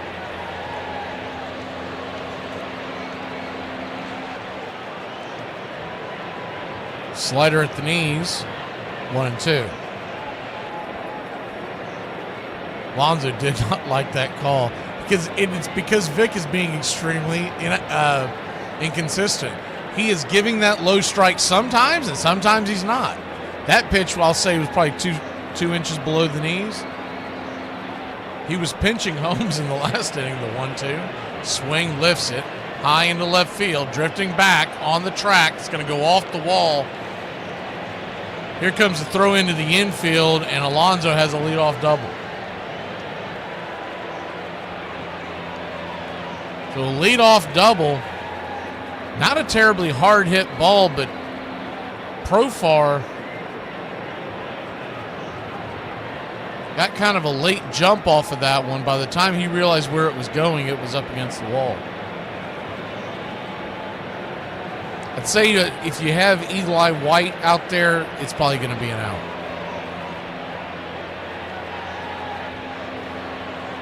But you can't DH everybody, right? McNeil, the batter. First pitch on the way, swing and a miss. Slider in the dirt, it's 0-1. At least you can't do it yet. I'm sure one day, hopefully long after I'm gone, they'll have DHs for every single player. It'll be like football where you have offense and defense. And thankfully, I'll be up in the heavens going, gosh, darn it, you ruined my game. The 0-1 pitch in the dirt, 1-1. We still have that clip somewhere. It plays in these commercials, Iron. Throw it again. Throw it again. 1-1 count. Swing, lifts it down the right field line. That's going to be trouble. Up against the wall. Just foul. Brujan was ready to play it off the hop. That would have scored a run if that was fair. It just curved foul. The wind might have pushed it a bit. The flags are whipping out that way just enough, and I think that McNeil couldn't believe it, but thankfully just kicks foul. Now it's 1-2.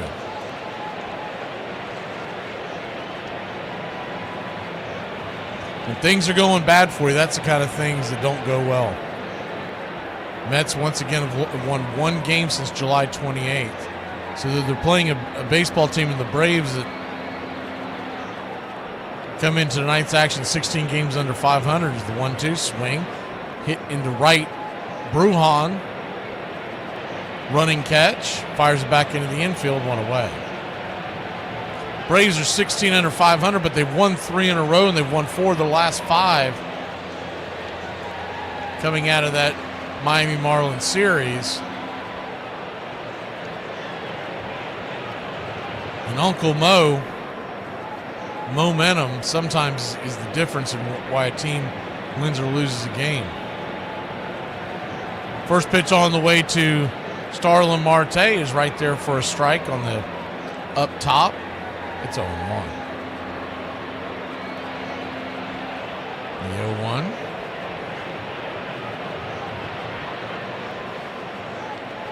Swing. Chops it over towards third. Nacho has it. Fires it to first. And it's going to be a 5-3 put out, 2 down. Alonso, representing the tying run, makes it down to third base with 2 outs. It's funny how just a week can change your entire attitude if you're a baseball fan, because last Monday, Tuesday, Wednesday, we got swept by Milwaukee, and we're in the middle of losing 4 or 5. Now it's the exact opposite tonight. First pitch on the way is a ball outside to Cedric Mullins, who came over in the trade from the Baltimore Orioles. It's 1-0. He's got 16 home runs on the year. A 225 average, 729 OPS, the 1-0. 96 misses high, 2-0.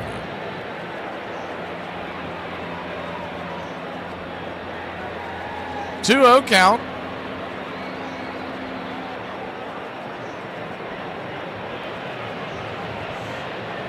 Brings it in the dirt. 3-0.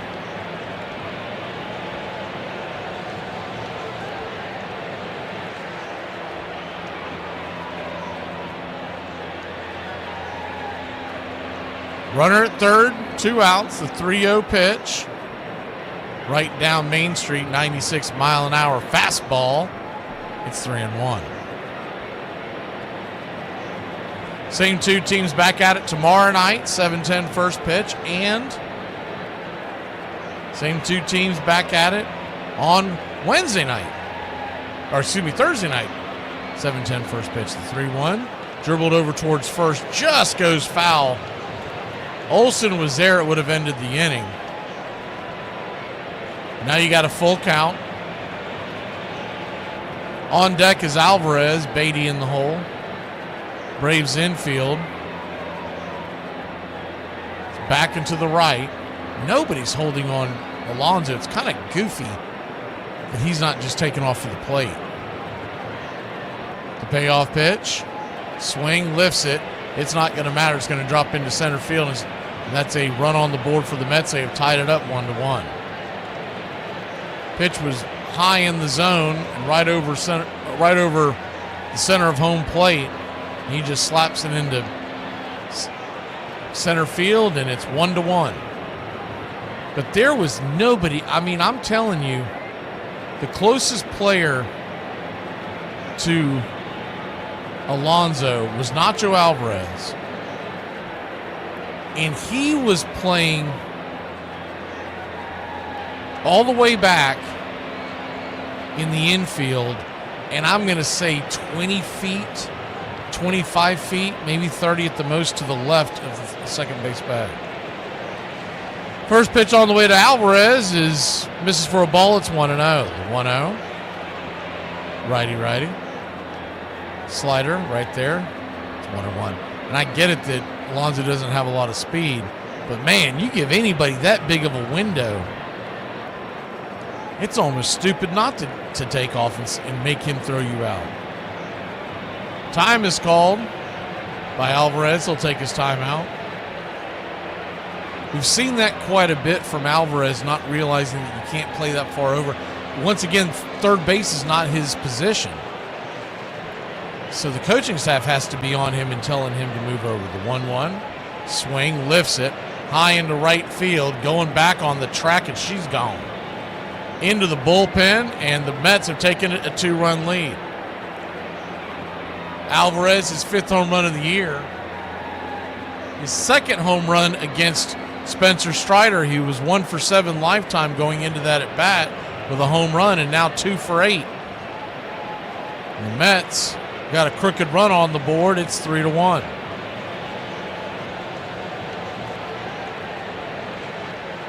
Fastball that was right down the pipe, 97 miles an hour. You give that to a major league batter with not a lot of movement, there's going to be a problem. So Strider continues to struggle here in Queens.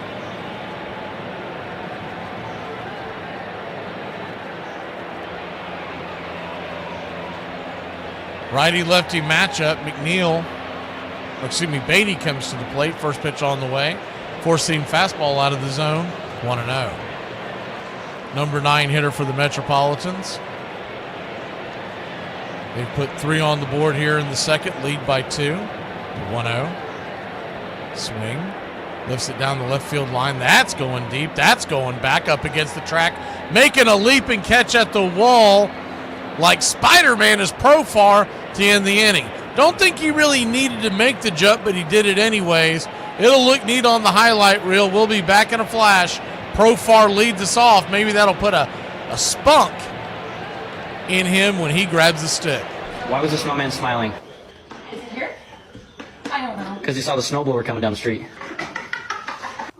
Yeah, that's 5 losses in a row. We suck so bad that people are showing up to the practice facility because a fake post was made that they were having tryouts to the general public. And people are showing up with their helmets and their cleats to the facility because they think they can make a difference. That's how bad we suck right now. Hey, honey, what do you think of this dress? Oh, it looks great. So you hate it? No, I said that it looks great. But it was your tone. My tone? It's like you weren't really invested in the dress. It's fine. I'm going to change. How about this one? You look fantastic. Too much. What? Overreaction. No, but just please be honest with me. You look awesome in all these dresses. This one. The sleeves look a little loose, I guess. They are made that way. Wait, no, you said to be honest. Yeah. Okay, I have no idea what to do. I'm just going to text pictures to Michelle and ask her because she knows what she's talking about and she'll be honest. They say that during sex you burn off as many calories as running 8 miles. But who the hell runs 8 miles in 30 seconds? That's true. He comes up, he pitches pretty well. Mad dog, got it, baby. And then in 87, he's in the rotation. He's on the team coming out of spring training, and he really struggles. Greg Maddux in trouble again. Strawberry hits it high and deep to left. A 3-run home run for Darryl Strawberry, and the Mets now lead it 7-0. He got sent down to the minor leagues, came back up and struggled even more. It seems like the world is falling in on Maddux. Everything he does is wrong at this point. There's some question now. This is real failure. You really need the respect of your teammates. I wasn't pitching good enough to get any respect from them, but I was able to do something that, maybe I got a little bit of respect from my teammates. Help support Braves Country Radio. Join the country club today. Welcome back, y'all. First pitch on the way is a Ball outside the zone to Jerkson Profar. It's 1-0. Profar walked his first time up, and he'll take the 1-0 inside. 2-0. Once again, he kind of had jumped at the wall to make that catch, but it wasn't really needed.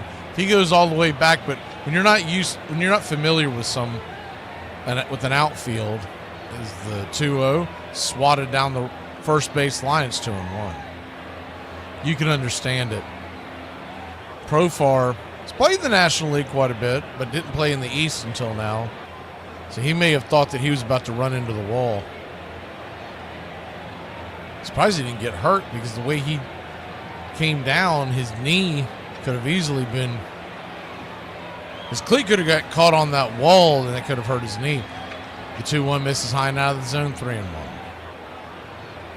3-1 count. Profar batting .238. The pitch outside, wide, ball 4. So the jerk store, Profar pro good, 2 at bats. Well, the jerk store, Cole. 2 walks. They're running out of you. He scored his first time up. It's a smart line, and a smart crowd will appreciate it. We'll take that and again. I'm not going to dumb it down for some bonehead mass audience. Tying run comes to home plate.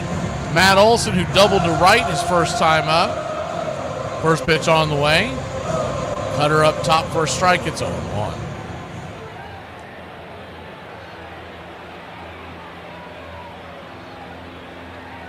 The 0-1. Let's see where they set this screen at. Yeah, they're going to fire it down to first. Keep the runner close by. 1-1. We'll pull the screen back so you can see it. The first left-handed batter, you can see everything fine, because I love that view where it's kind of off tilt and you can see the first base line, but there's no rhyme or reason why it ends up behind the umpire sometimes. 1-1 count. Looked like the sinker down and in, 2-1.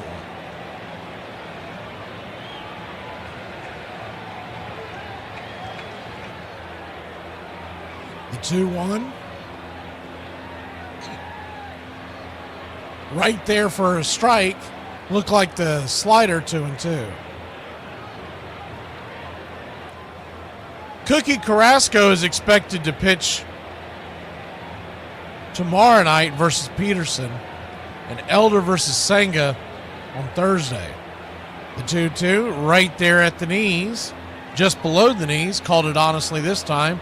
Full count. So full count to Olson. Runner at first, nobody out. One swing could tie this baby. Holmes comes set, the payoff pitch. Swing! Chops it foul.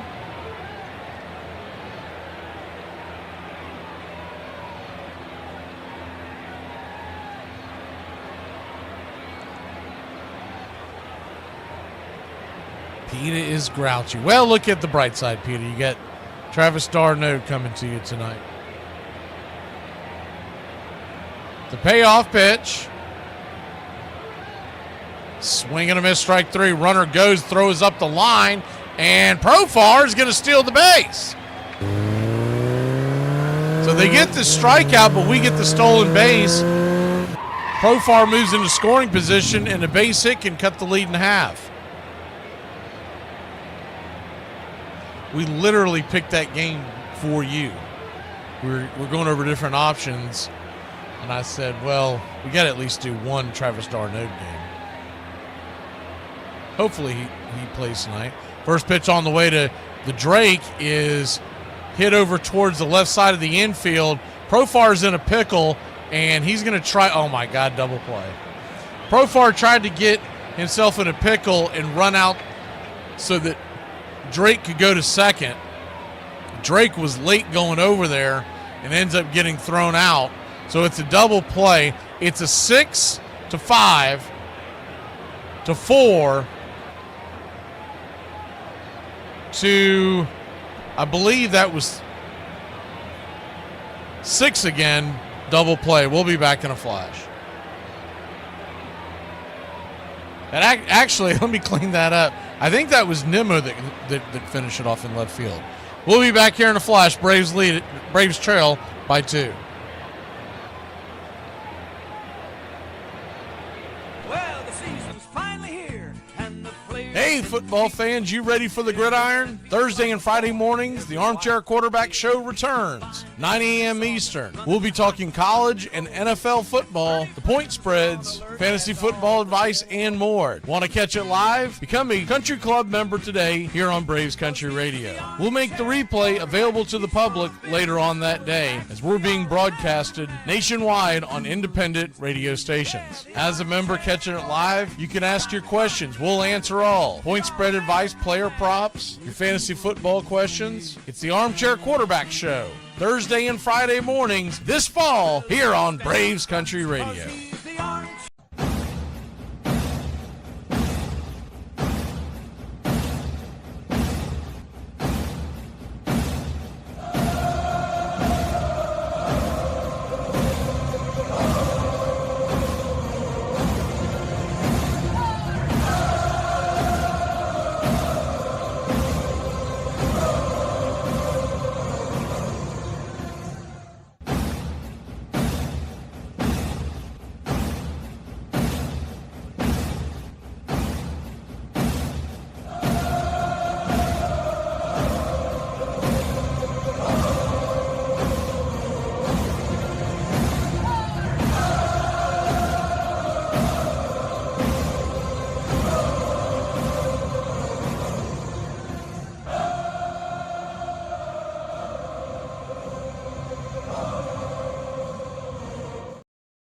Welcome back. Braves just ran themselves into, there's no other way to put it. It was a New York Mets style double play. Surprised it weren't the Mets that were doing that. First pitch on the way is a four-seam fastball, chopped foul back out of play by Francisco Lindor. It's 0-1. Mets 3, Braves 1. Ball was hit to third, and in front of Profar, he never should have broke for third.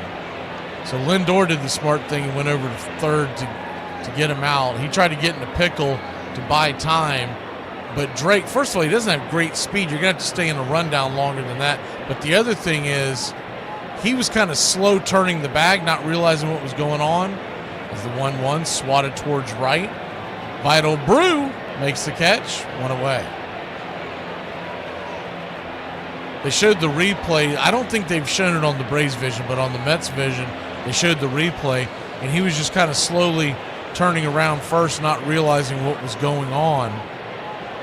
So that, what does that come down to? Tom Goodwin's got to send Drake because he can't see the whole field when he's running down the line. First pitch on the way is in the dirt. It's 1-1. And I know you're going to say, people will push back and say, well, he needs it. When you're running down the line like that, you think you're beating out a throw, and then it's got to be Goodwin's judgment. Do you go or do you stay? 1-0. 96 on the outer track to Soto. It's 1-1. Juan Soto flew out his first time up. But that's just kind of been 2025 in a nutshell for the Braves. 1-1 count. Swing. Chops it over towards second. Ozzie has it. Flips it to first. 4-3. 2 down.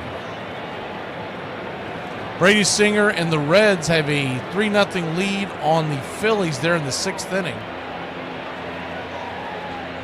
Chris Sale is already out of the game. So I don't know what they had expected for him, but I'm going to get you his stats here in a second. Righty-lefty matchup. Brandon Nimmo stands in, grounded out his first time up. First pitch is a curveball inside. It's 0-1. Chris Sale went 2 innings, 3 hits, 1 run, 2 walks, 2 strikeouts, 40 pitches. Is he 0-1? Outside wide 1-1.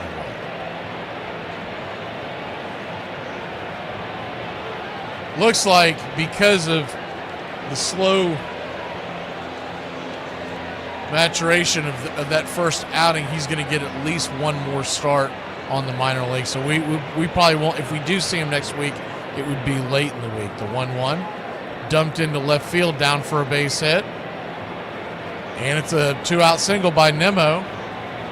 He continues to improve his numbers against Spencer Strider in his career. That'll make him now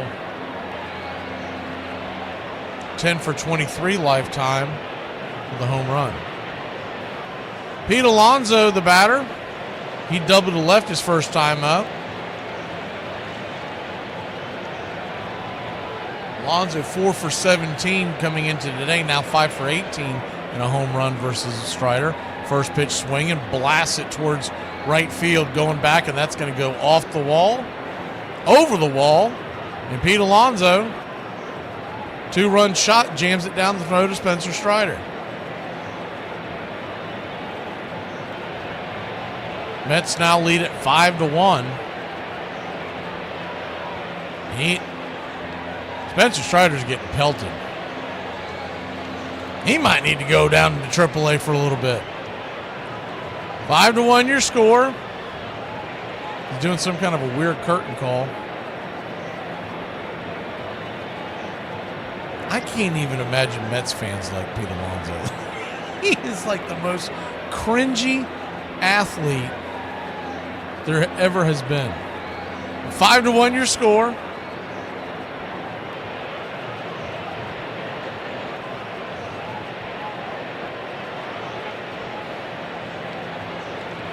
I think he just passed.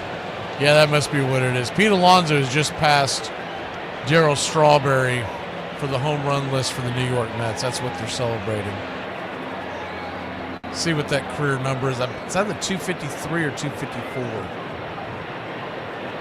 He's the Mets' all-time home run king. I believe that was number 253. It seems like he should have more home runs than that. I'll pull up his numbers here in a second. That's the number that they're showing from a sign from a fan, so I don't know how accurate that was. Give me a second and I'll pull up the full 9 yards. He's getting a standing ovation, getting his flowers. I mean, they're about to start a parade.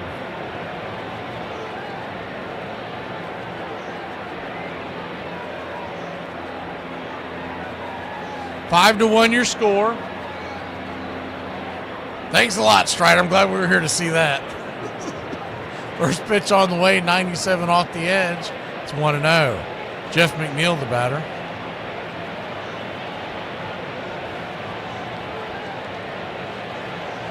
(1-0).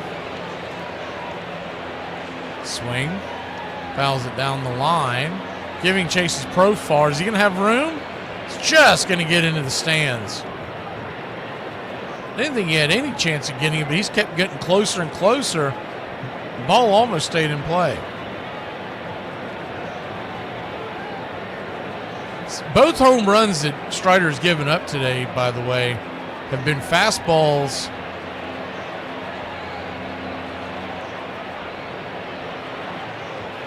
to right-handed batters out and over the plate. I mean, about chest high. And they're just shooting it over the right field wall. Count is now 1-2 to McNeil as he swings at a slider. 1-2 count. Change up outside wide, 2-2. So it's the same old thing for Spencer Strider. It's all about his location. He's got his velo. He's hit 97, 98. So many people have been overanalyzing that part of it. The 2-2 in the dirt, full count. It's 100% his velo is not the issue. It's got to do with his location.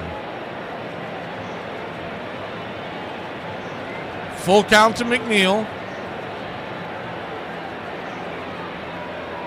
Pitch on the way, swung on, foul back, we'll do it again. So that was career 253 for Pete Alonso. That just seems like an incredibly low number to be your all-time home run leader, but I guess when you're a Braves fan. The payoff pitch, swing, chops it foul down the line. We think of 755. I know he hit some of them with the Brewers, but 755 is the real number. The payoff pitch, 2 down.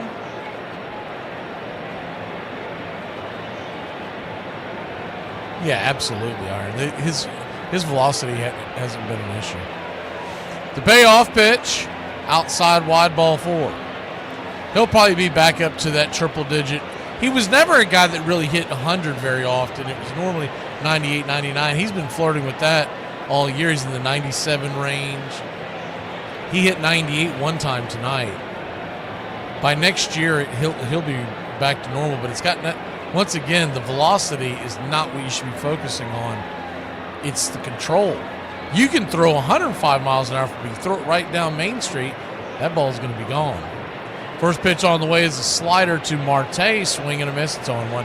These major league hitters, you even think of the worst major league hitters you can think of. They can hit 100 miles an hour. The 0-1. Bender inside, it's on 2. My biggest concern would be the control, and the control is why he has not struck out anybody tonight. The 0-2 count.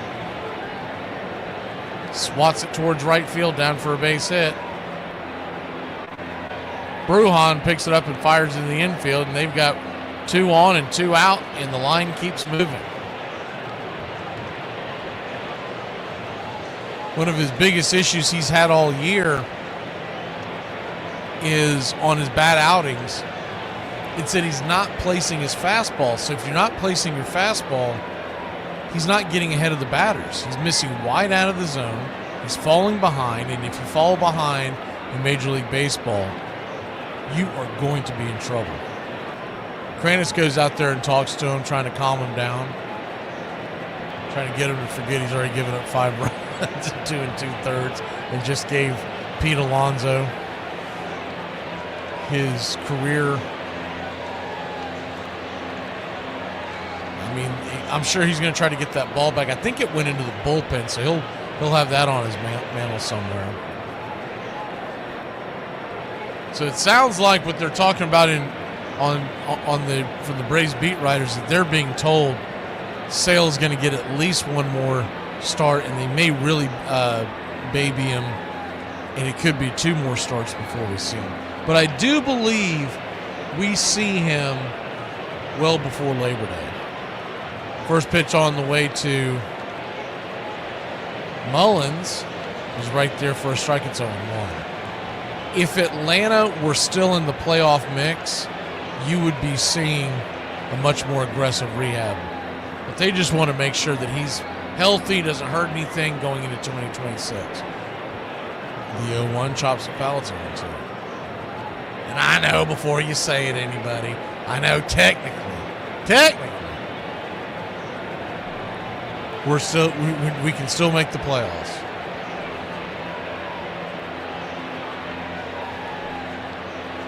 The 0-2 count, 2 on, 2 out. Deuce is wild. The pitch, swing, chops that foul.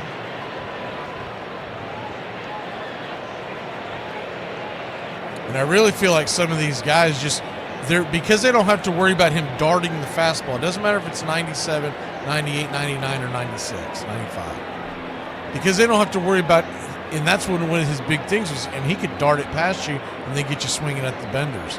The 0-2, down and in, slider, 1-2. These major league hitters are just sitting there going, I'm going to sit dead red.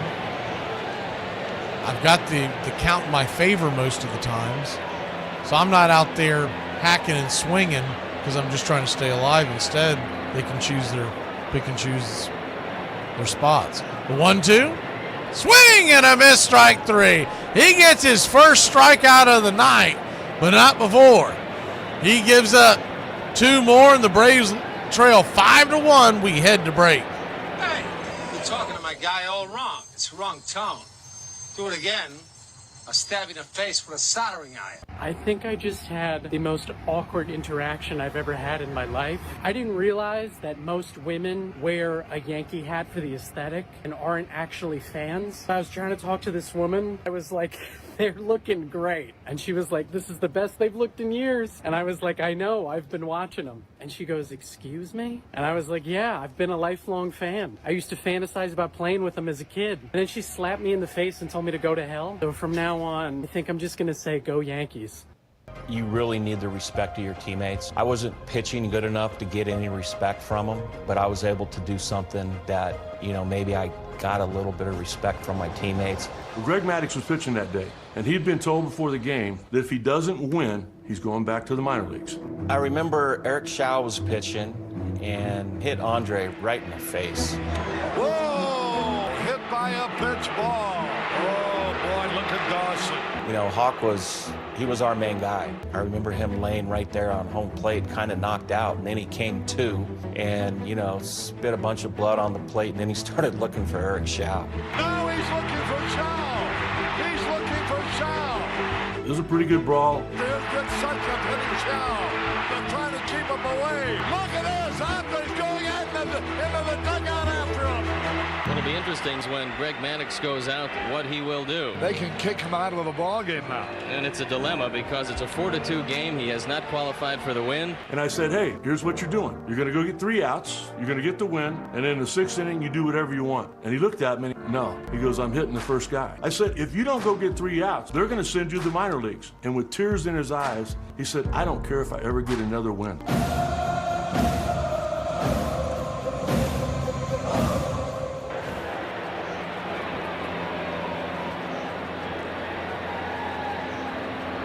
Marcell Ozuna leads us off. First pitch on the way. 92 inside. It's 1-0.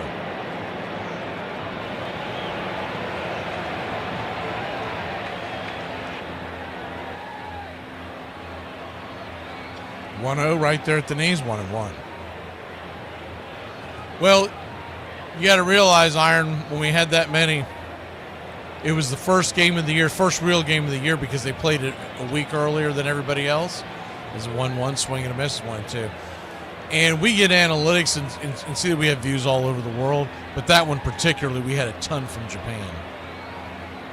So you got to take that with a grain of salt. But as far as the 1-2, outside wide, 2-2. Let's say we had just under 20,000 for when the Braves clinched the World Series. And that surprised us because it's a 2-2, down and in, 3-2. We had just started the channel. So most nights we were excited when we got over 100 people watching. And that came out of nowhere. But it was the momentum of the World Series. Other World Series games the Braves haven't been in is the 3-2. Swing and a miss. Strike 3. Ozuna down on strikes, 1 away. We had some pretty good numbers with the Yankees and Dodgers, as you can imagine, last year.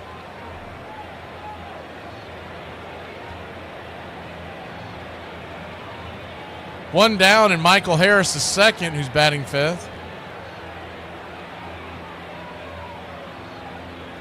Stands into the box. First pitch on the way, down and in. 1-0. Braves trail 5-1.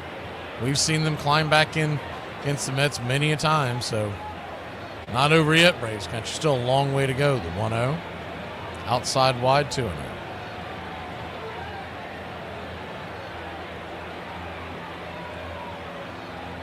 Yeah, we end up having a decent spring training audience this year. Is the 2-0 swing, chops it over through the hole. That's going to get through the hole.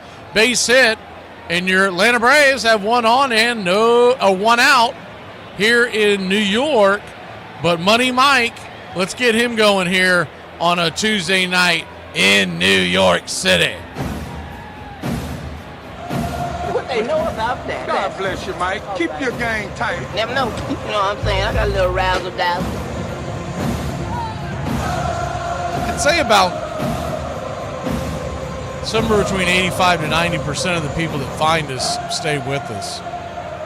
First pitch on the way is swung on and hammered down the first baseline. It's 0-1. I just don't have the resources to be able to get, the word out. But it's been building slowly and surely, and better every year, and that's all I can ask for.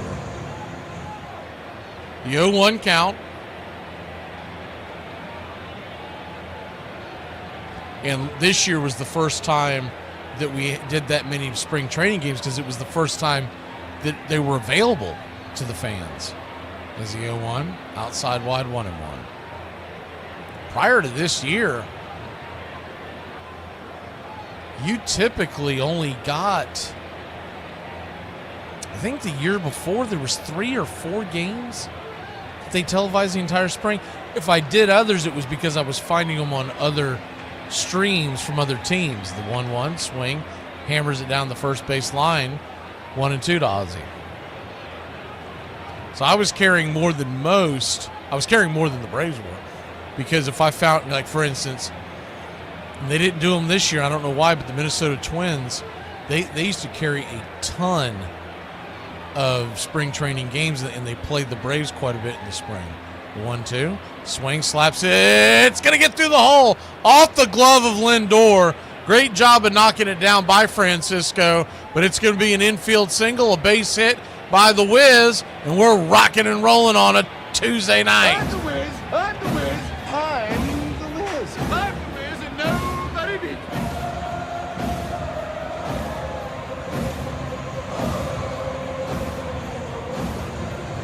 That's one of my first things that I look at when the offseason hits, and I keep waiting. They waited longer this year than they did in other years, but I keep waiting for the announcement of the television schedule for spring training to know what I can bring y'all. And this year I brought more than I've ever done. Was able to work things around with my schedule from work. And so this coming spring we'll see what happens, but the plan is to do it again. We never know till the end. Pretty much the end of winter is when they finally tell you, all right, these games are going to be televised. Brujan's your batter, runners on first and second. 1 out. Speed on the base paths.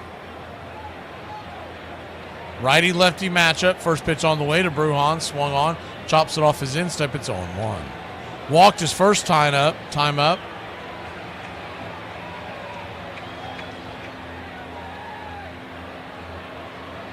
Vital Brujan and Nick Allen were both 0 for 4 each coming into tonight's game against Clay Holmes. The strangest thing was he had 12 appearances against the Braves. Low ERA, but there weren't a ton of at-bats with the guys that are in the lineup tonight. So he must have seen a ton of Freddie Freeman and Dansby Swanson and whatnot. The 0-1, swung on, fouled straight back. It's 0-2. And he's been with the Mets the whole time. He was a reliever. It made sense why I didn't see a lot of at-bats from guys like obviously Drake, but also Olsen, who just came over a few years ago. But I thought I'd see many more at-bats with Ozzie Albies. The 0-2, down and away, 1-2. 1-2 count. So when he was a reliever,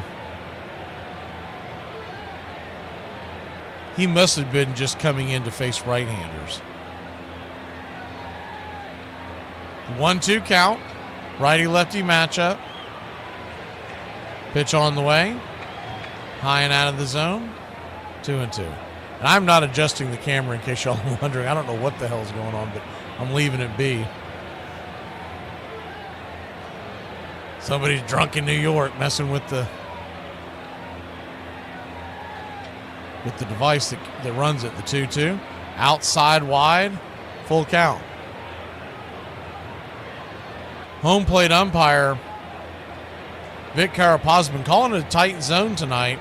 He's had a few low ones, but other than that, it's been pretty tight. If you're consistent, that's all we can ask. The payoff pitch. Outside wide, ball 4. So Brujan, Vital Brew, heads on down to first base. And your Atlanta Braves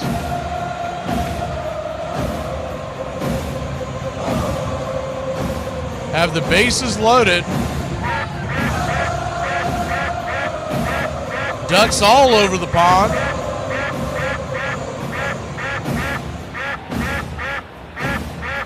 They're going to go out there and talk to Clay Holmes. Pitching coach Jeremy Hefner is out there on the mound.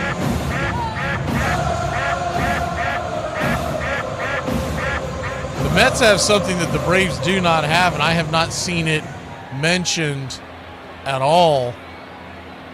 So every time I go to start a series, I'm doing a lot of notes, but I'm also jotting down the manager roster.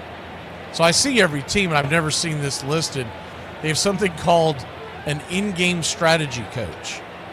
I didn't jot him down because he's not relevant to what we're going to be referencing, but I was like, maybe that's what the Braves need. Need to hire someone. I mean, I thought that's what the damn manager did for his job, but evidently you got to hire a guy. Nacho Alvarez, the batter. First pitch on the way. Chases one out of the zone, slaps the slider back foul. It's 0-1.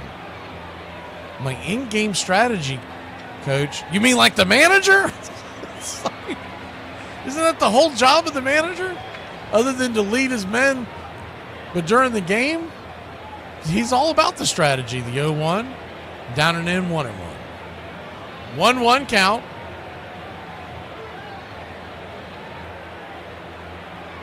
I bet that guy sits in the clubhouse with computers and hasn't seen the light of day in years.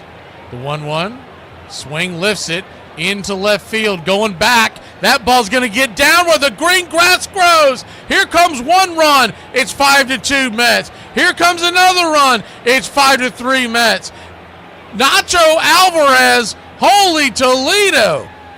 He comes through in a big way, and the Atlanta Braves are back in this puppy. He smoked that into the gap. Hey, check it out. What? Look, that guy. Get me some nachos. That was a hanger. A sign and these nachos to help me score. He's lucky Nacho Alvarez doesn't have the kind of pop that like an Austin Riley had, because that would have been a grand slam. That ball was a cement mixer. Runners on second and third, one out. 5-3 your lead. Their lead. And they got the infield back. They're willing to give up a run. First pitch on the way is a ball to Nick Allen. It's 1-0. I mean, I'm sitting here thinking, why not drop a squeeze play on the 1-0? Outside wide, 2-0. They've got the infield back. You've got good speed at third. We all know that Nick Allen, sitting there batting .223, he could get a base hit, but why not force the issue, make this a one-run game?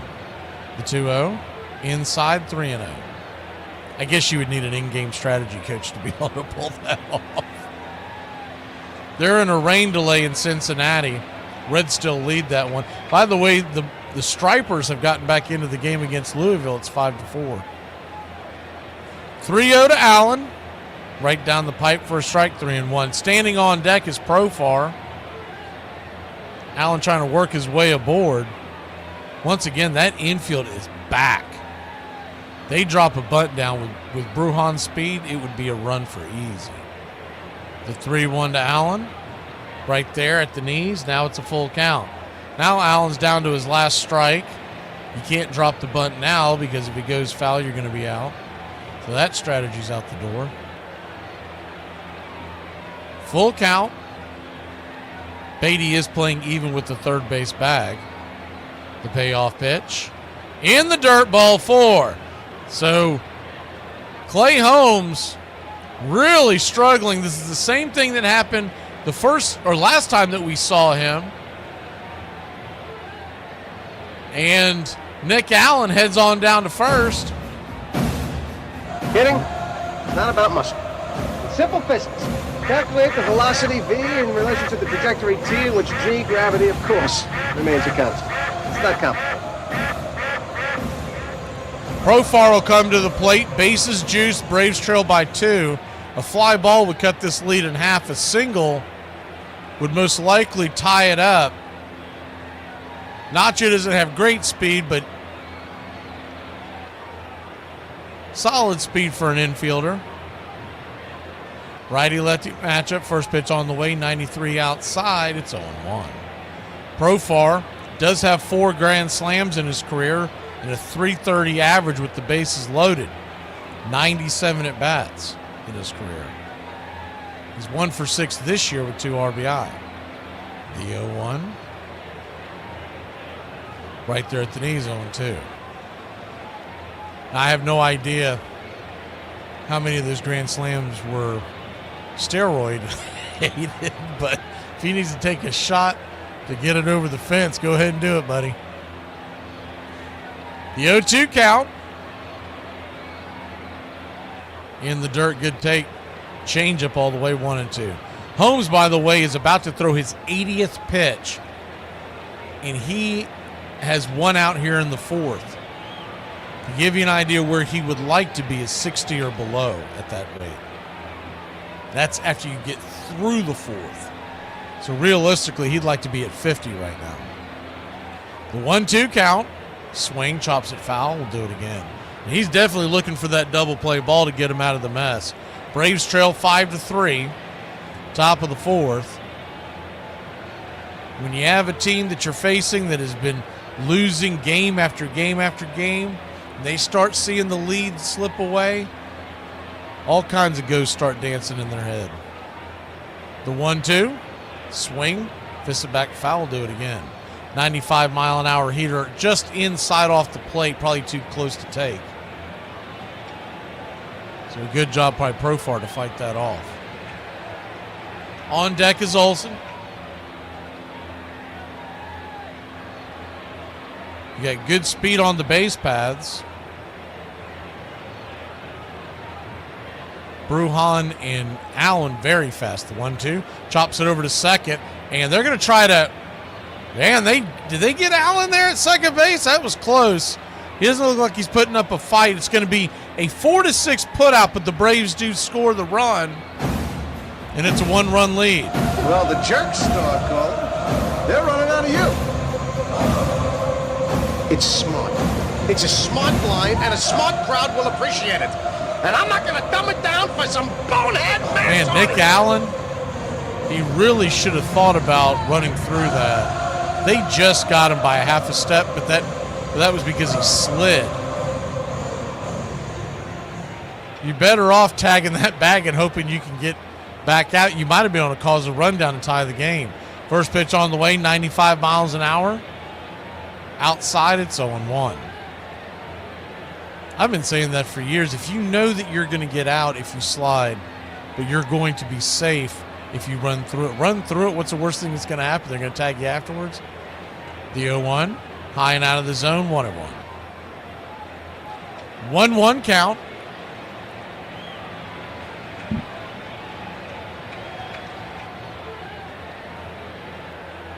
If he runs through that, the runner at third then has the option to start taking off and getting him in a pickle. The 1-1, swing, slaps it down the left field line, going back to the corner. If it's fair, that ball is fair. The game is tied. Matt Olson comes through. We've got runners on second and third and 2 outs, and it's 5-5. Double nickel in the Big Apple, baby. Let's go. This is not watered down. This is Ice House. Ice House. Smooth as it gets. Chops it up against the wall. That might be it for Holmes. Matt Olson clocks it down the line, and that will be it. They're going to go ahead and send him to the showers. Call to the bullpen. They're going to bring in Soto. We'll be back in a flash here on Braves Country. On this date in 1927, the PCL's Oakland Oaks trade infielders Lynn Larry and Jimmy Reese to the New York Yankees for $125,000. Reese will become Babe Ruth's roommate and famously quipped that he really only roomed with Babe Ruth's suitcase, unquote. On this date in 1974, Los Angeles Angels right-hander Nolan Ryan, en route to a 4-2 victory over the Red Sox, strikes out 19 batters, matching the modern-day record of Steve Carlton in 1969 and Tom Seaver in 1970. The right-hander's outing is the second of 3 19K performances that season for the fireballer from Alvin, Texas. And on this date in 1984, in one of the most famous brawls in sports history, the stage is set for a literal slugfest when the first pitch of Atlanta's 5-3 victory, thrown by Braves hurler Pascual Perez, hits Padres leadoff hitter Alan Wiggins. The fighting begins in the second inning when Ed Whitson throws behind the starter's head, with more brawls in the fifth, which includes several fans, and in the eighth and ninth innings, when the Padres continue to use Perez for target practice every time the pitcher steps to the plate. One of the ugliest incidents in the history of Major League Baseball results in 19 ejections.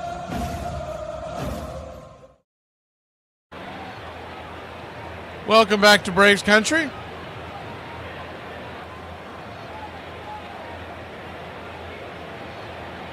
A little Q&A time. How many of y'all remember that game? Pascual Perez, Braves, Padres, the brawl.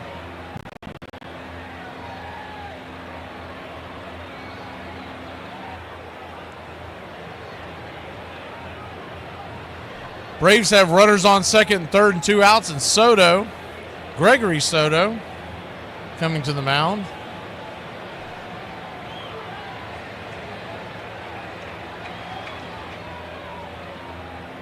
Soto, who we've seen many a times before throughout the league. Tough left-hander, throws high heat. Lefty-lefty matchup. First pitch on the way, 94. Right there on the outer edge. It's 1-0. One of the guys the Mets picked up during the trade deadline, the 1-0. 96 outside, 2-0. You're wondering where you know that name. Gregory Soto was with the Philadelphia Phillies for 2 seasons, 2023 and 2024.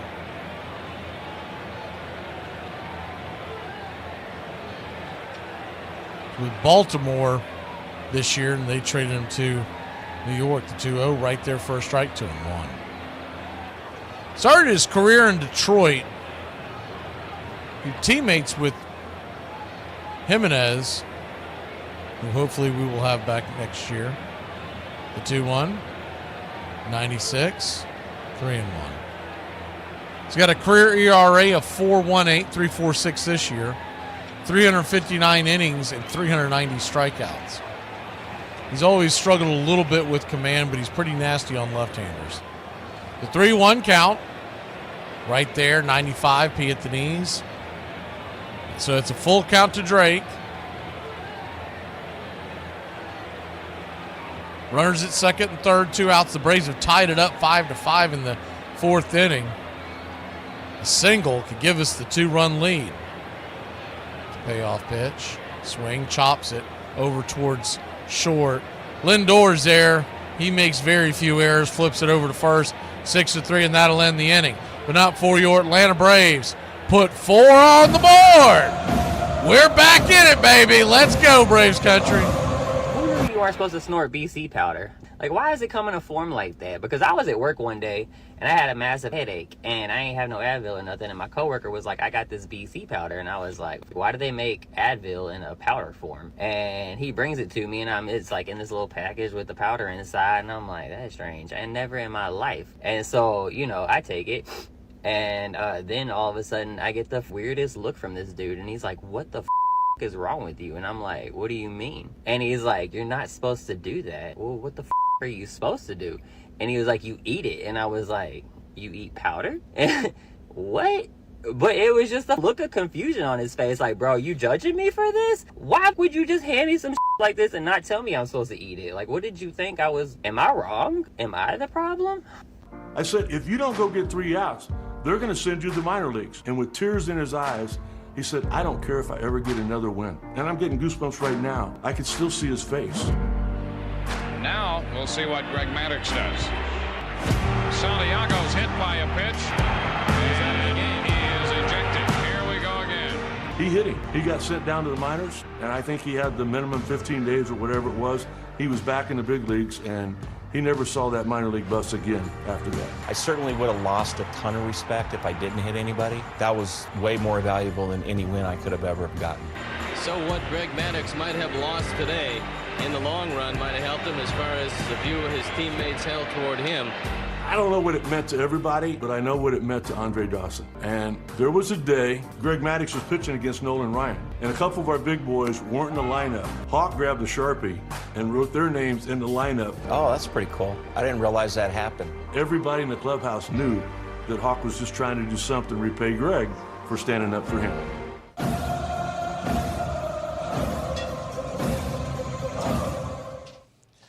Welcome back.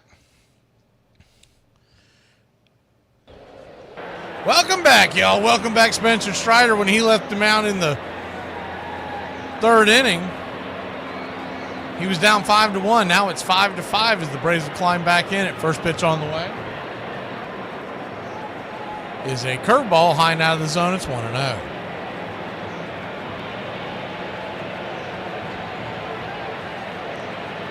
Righty-righty matchup. Alvarez with a home run already on the night, a 2-run shot. 1-0, bang foul down the line. Francisco Alvarez, one of 2 Mets to hit 2-run home runs tonight. Pete Alonso the other, the 1-1, chops it foul. That is down the third base line, and it's 1-2. Pete Alonso becomes the all-time New York Met in home runs with 253. Hank Aaron says that's cute from above. The 1-2. Outside wide. He looked like he went around. He did. Strike 3. Got him with the curveball down and away. Really bad swing by Alvarez. One away. That pitch was almost a foot off the plate. He had already made up in his mind he was swinging it.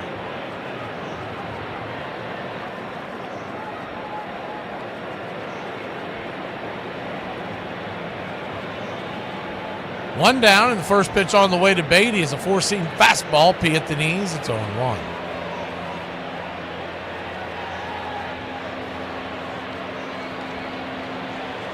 The 0-1. Rocks and fires in the dirt. 1-1. Change up. One of the things we're changing this year for in the off season for Braves country that we haven't done in the past is there's going to be more. The 1-1 swing, chops it over towards second. Ozzie scoops it, flips it, 4-3, 2 down. Good play by Ozzie Albies. We're going to have more programming this year in the offseason than we've had in years past. For you country club members, we're going to experiment with trying to bring you playoff games from the past, and I think we have a way to do it that the club members will be able to see it. The first pitch on the way is 95 right there at the knees. It's 0-1. We're going to experiment with it and see what happens, but from everything I've read into it, I think we're going to be okay. I'm not getting banged by their policy. The 0-1 drops a bunt down the line. Man, that is a good bunt by Lindor. Why even throw that? Nacho should have just put that in his back pocket. He threw it down the first base side. Decent throw by Nacho, but there really was no point about it. Lindor, with his speed, beat it out by a mile. They were playing that shift, and Nacho Alvarez was basically coming from shortstop trying to catch Lindor, who laid a perfect bunt. I mean, there's just no point in it. If you're going to play that kind of defense, you just got to realize someone drops that bunt down, hurry to it, make sure he doesn't turn it into a double, but you're not catching him. Juan Soto now the batter. That'll keep the inning alive. First pitch on the way. 95, nowhere near the plate. It's 1-0.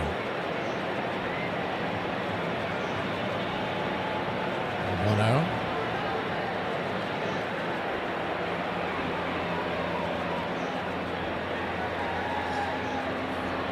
5-5 the score. I know it says 5-3, but we don't control that. The 1-0 fouls it back. 1-1. What I can try to do is see if I can come in and go out, but I hate doing that. Oh, there it goes. It changed. Somebody heard you. 1-1 count. Righty, lefty. Right there, 84th innings. 1-2.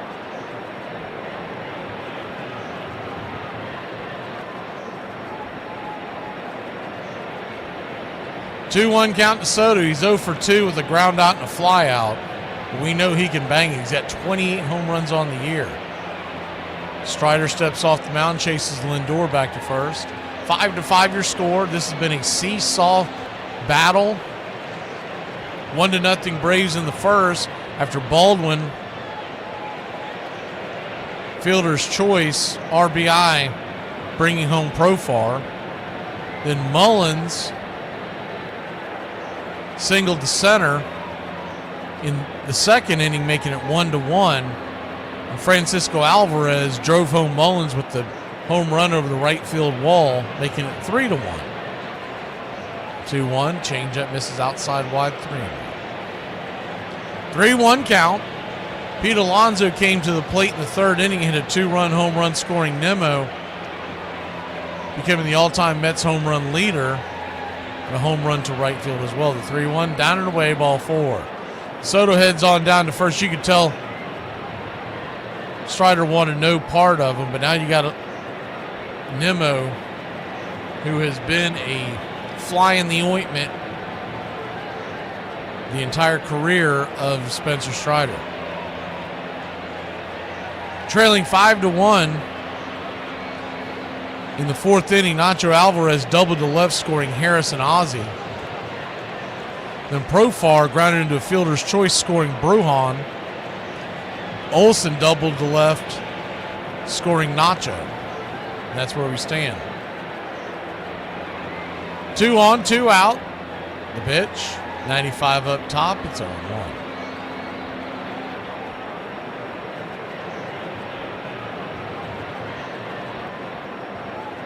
Heard an interesting stat, and it won't change today. The New York Mets became the first team in the 0-1 in the dirt.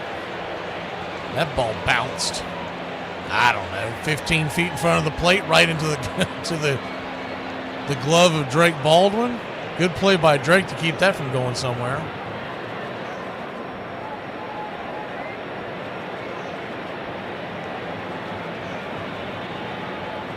One count, runners on first and second, 2 outs. The pitch, swing, swats it back, foul. 1-2.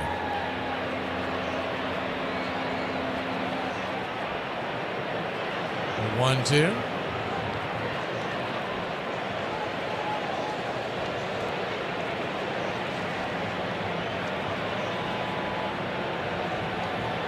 Kicks and fires, swing, lifts it into right field, going back on the track, and Nimmo continues to own Spencer Strider.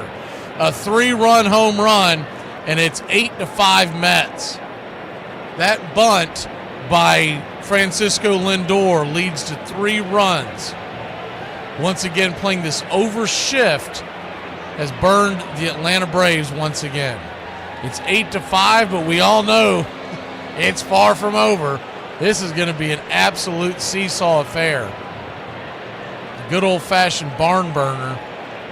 Strider hung his head and screamed into his glove, but too little too late for that there, buddy. Nimmo has papers on Strider. That's all there is to it. Pete Alonso comes to the plate, takes a curveball in the dirt. It's 1-0.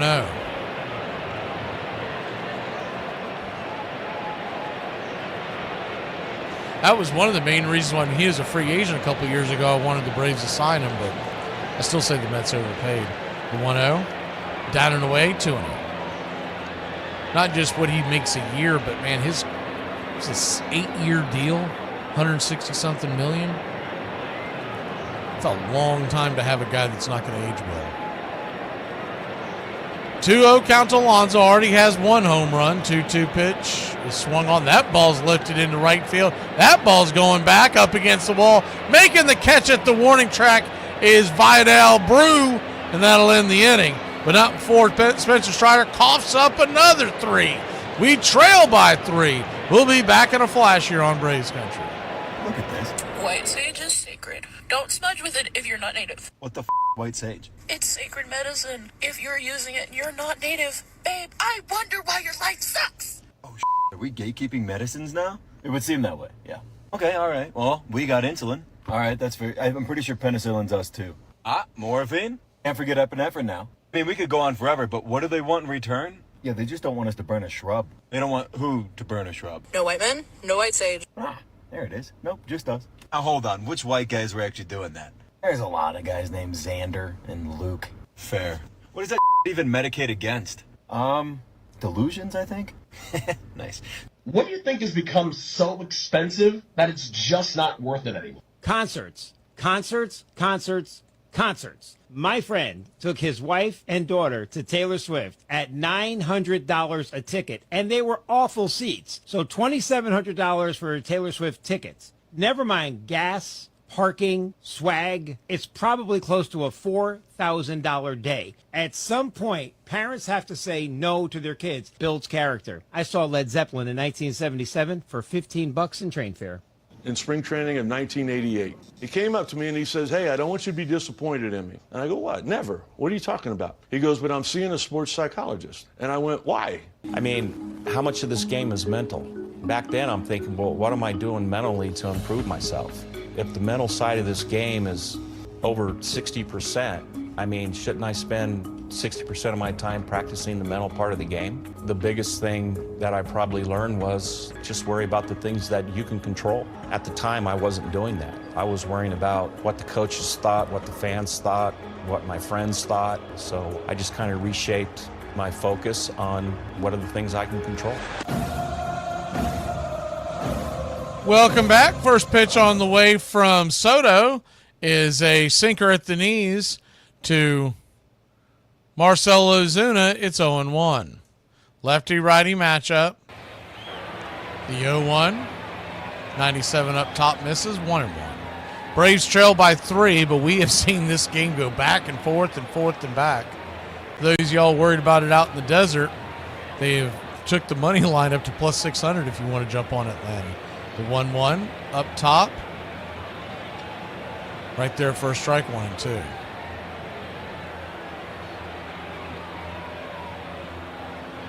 One-two count.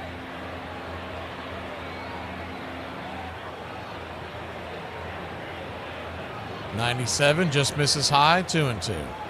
Soto thought he was getting the strike. He was walking off the plate, or walking off the mound, excuse me. He's taking some close pitches. You better get ready because the 2-2 swing lifts it into right field. Shallow right field, coming in, making the catch. Soto for out number 1.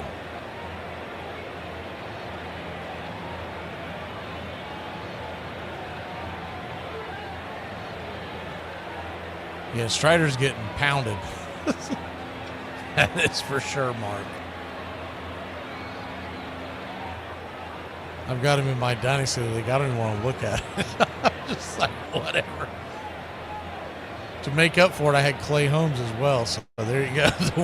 First pitch on the way to Harris is swung on. That ball's rattled off the glove of a diving Alonso. McNeil scoops it towards Soto at first, and it's going to be safe as the ball pops out of his glove. I would say that's going to be an infield single. That ball was smoked off the diving glove of Alonso. See how they play it. But nonetheless, he's going to be on base. What they know about that? I'm not seeing an error pop up, so Never know. You know what I'm saying? I got a little razzle-dazzle. the error, if there was an error, it'd be on Alonso, but I just think that ball was hit hard. It did look funny. It looked like Winnie the Pooh chasing after some honey on the ground, but that's how Alonso plays defense. First pitch on the way to Ozzie Albies is a sinker. Straight back for a strike. It's 0-1.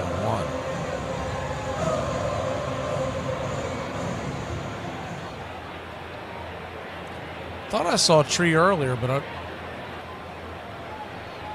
I don't know, JC. The 0-1. Swing, rips it into left. That's down for a base hit. And the whiz. I'm the Wiz. I'm the Wiz, and nobody beats me. First and second, one out. Hard hit ball into left, and let's go, Braves country. Vital Brew will be the batter. We'll see if they pinch hit. You could go to Eli White here.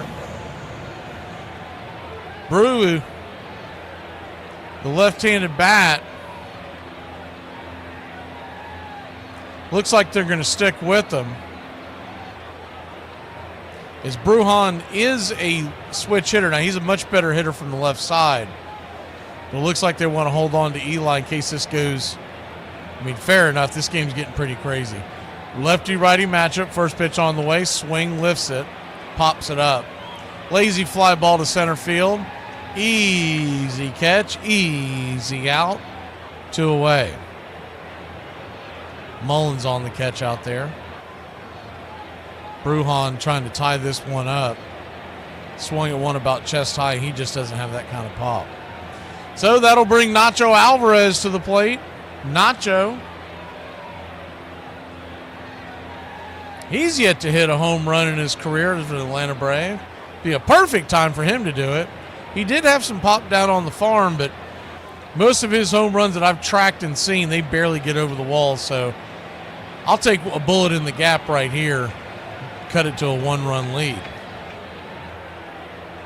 Lefty-righty matchup. Nacho Alvarez digs in. We do have runners on the corners now as Michael moved up to third on that fly ball. First pitch on the way.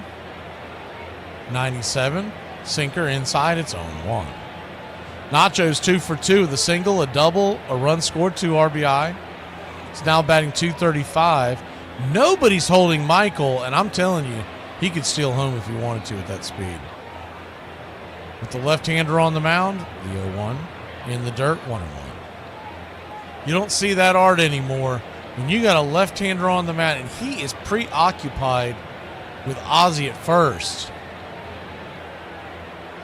You could just dart home, and he's probably going to end up getting called for a balk if he tries to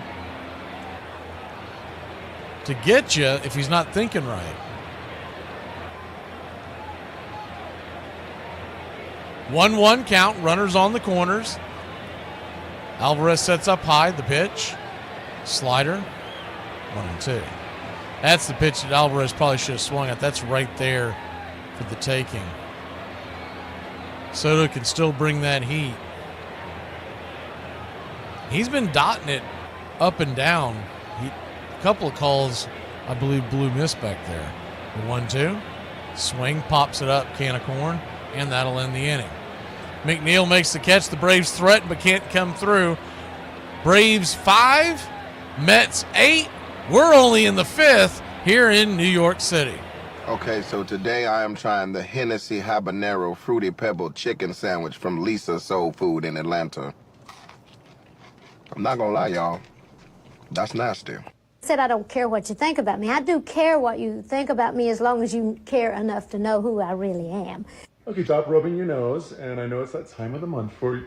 But I bet we can both agree that periods are over-exaggerated, a little inflated, you know, my crampy cramps, and that's why you just... Over-exaggerated? Hold on, Daniel, I'm not telling you. No, women use it as an excuse to be like, I'm on my period, that's why I'm in a bad mood. And like, an excuse? Are you kidding? You have the sniffles and you turn into a puddle of piss. You could not deal with fatigue and bloating and stabbing pains. It feels like... Yeah, I'm a D1 athlete. I've broken my bones. I got up the next day and I was up and running. Sure, and that happened one time. My irritability is sky high and I might be arrested, so I'm like talking to myself. Might be arrested? Arrested. For what? For putting hands on you. You're for what? During that stretch of time, he was learning. He was just going to work. You know, in jazz, they call that woodshedding. Greg Maddux on the mound for the Cubs. They struck him out. Maddux, a tough pitcher. He's won 6 in a row on 8 of his last 9 decisions. And the fans responding to 22-year-old Greg Maddux. Those were his years of figuring out who he was and what he was about. What's the biggest difference between the Greg Maddux of 1987 and the Greg Maddux right now? Well, I think I developed some confidence in my breaking ball and my changeup, how to throw it and maybe when to throw it, and I think that's probably been the biggest difference this year. Braves Country Radio, your home for the classic call of Braves Country Baseball.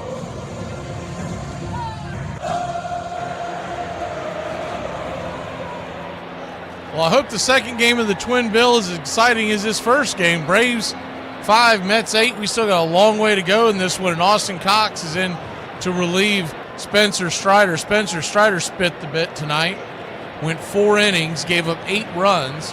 First pitch on the way is a slider down and away, lefty-lefty matchup to McNeil. It's 1-0. 8 hits allowed, 2 walks, only 2 strikeouts in 82 pitches. A 4.69 ERA on the year now. The 1-0 pops it up. Can of corn over there by foul territory down the right field line. Not a lot of room down there. Olsen's going to run out of room as it goes into the stands. It's 1-1. 1-1.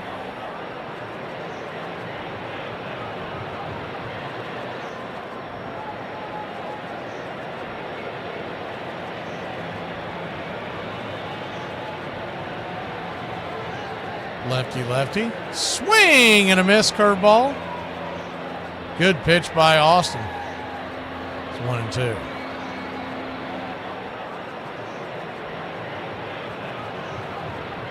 Later tonight, we got Dodgers. We've got Angels. 1-2, swing and a miss, strike 3.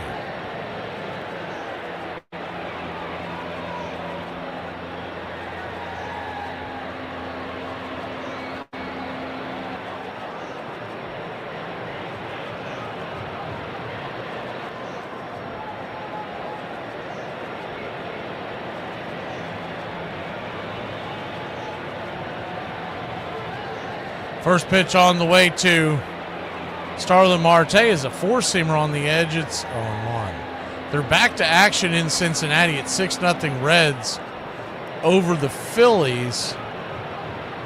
Man, that was weird. They showed in the background like they were trying to show the rain, but man, I'll tell you what, it almost looked like little bitty hail.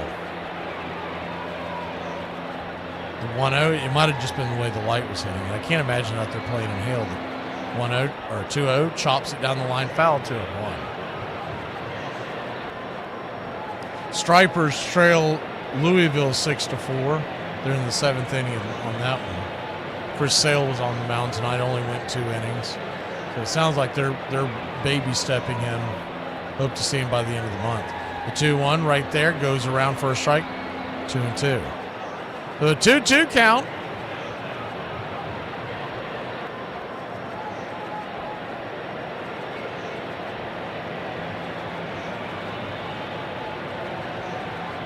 Curveball down and in. Full count.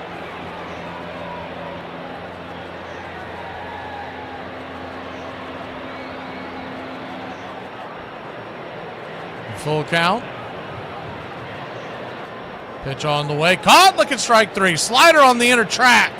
Got him. 2 down.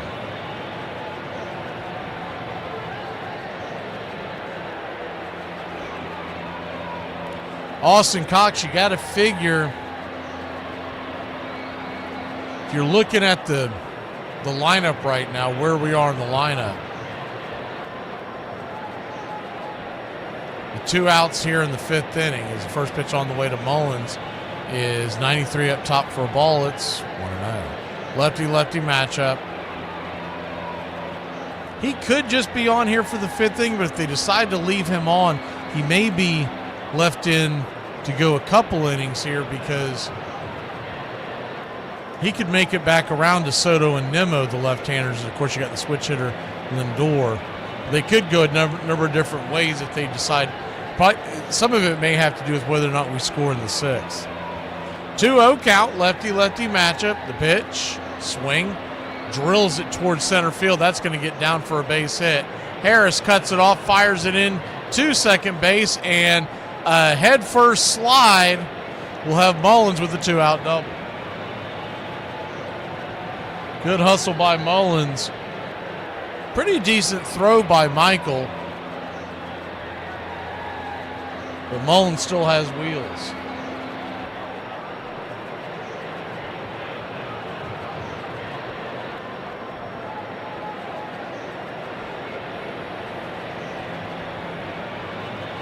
Smart slide by Mullen, too. He went to the inside part of the bases. That ball was thrown to the outside. I don't think it would have mattered, but good, smart slide by Mullins. First pitch on the way is a ball out of the zone to Francisco Alvarez, who has a 2-run home run tonight. It's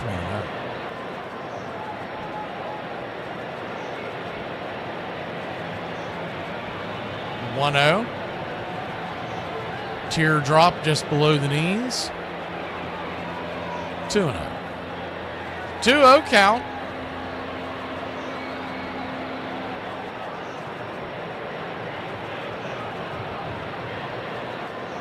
Pitch on the way. 91 well inside, 3-0. Standing on deck is Beatty. Top of the order in the hole. 3-0, swing. Swats it towards right center field. That's going to get down. That's going to score a run. And it's 9-5. An RBI double for Alvarez. And the Mets lead by 4.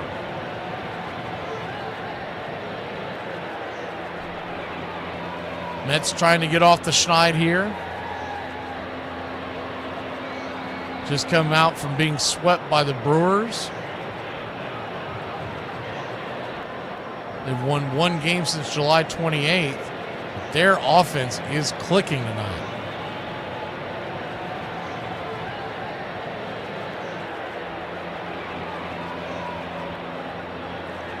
So Brett Beatty, the batter. Lefty, first pitch, slider down and away. It's 1-0.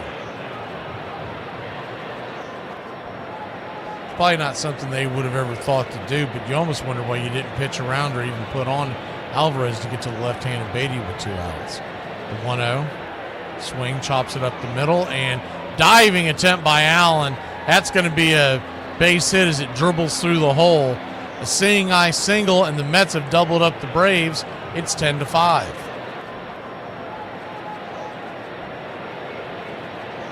Austin Cox getting knocked around a little bit here in this inning.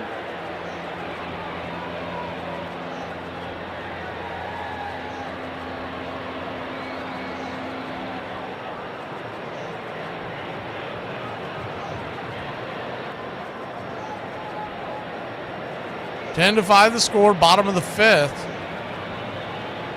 First pitch on the way is a teardrop curveball right there at the knees. Francisco Lindor, it's 0-1.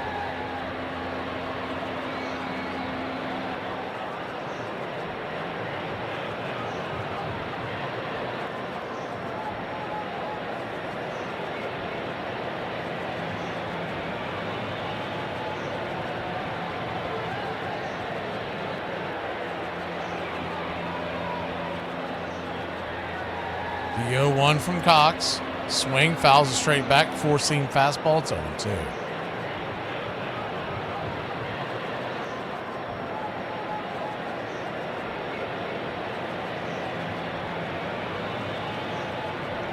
Lefty righty, Francisco Lindor 1 for 3 with the single.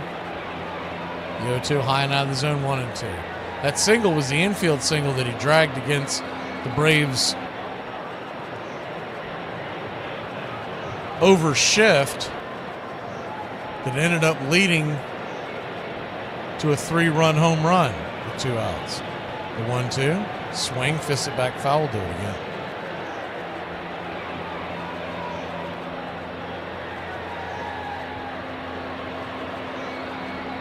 One-two count.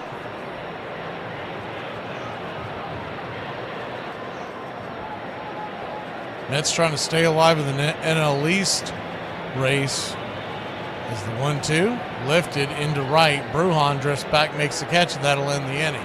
But not before the Mets put 2 more on the board. They've doubled up the Braves. It's 10-5. Allen in the top of the order when we return in a shootout.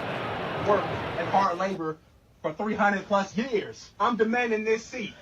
Decked, absolutely, right then and right there. I don't freaking care what color skin you are. You're a man yelling in a woman's face like that. You'd be absolutely decked. What is it that men just seem to think that they can take everything from women? You can take our spaces, you can take our spots in sports, everything. You think that you can be entitled to a seat that somebody else paid for? We fought for so long to be equal, and then we were equal, and then we tried to break the quote-unquote glass ceiling, and now we're back to square one again. This may piss some of you off, and quite frankly, I could care less. But this goes out to all you celebrities. You probably won't see it, but hey, I'm going to say it anyways. After what happened with Diddy, knowing that probably most of you are on that list, you coming out and telling us who to vote for, we could give a rat's ass what any of you have to say. From the Chicago Cubs, pitcher Greg Maddux. I remember walking in the locker room. I was next to Dwight Gooden, and that was pretty cool because at the time he was the best pitcher in baseball. And I heard him fart. How about that? I heard Doc Gooden fart. In 1989, Greg's our best pitcher.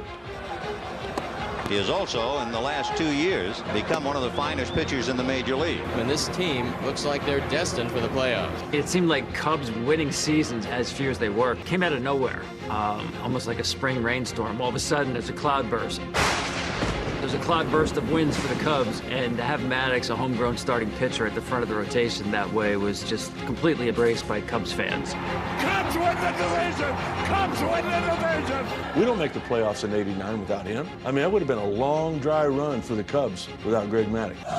Please like and subscribe today, youtube.com/@BravesCountry.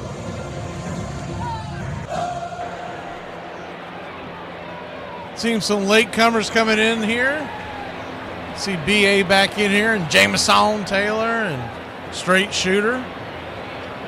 First pitch on the way to Nick Allen is a sinker.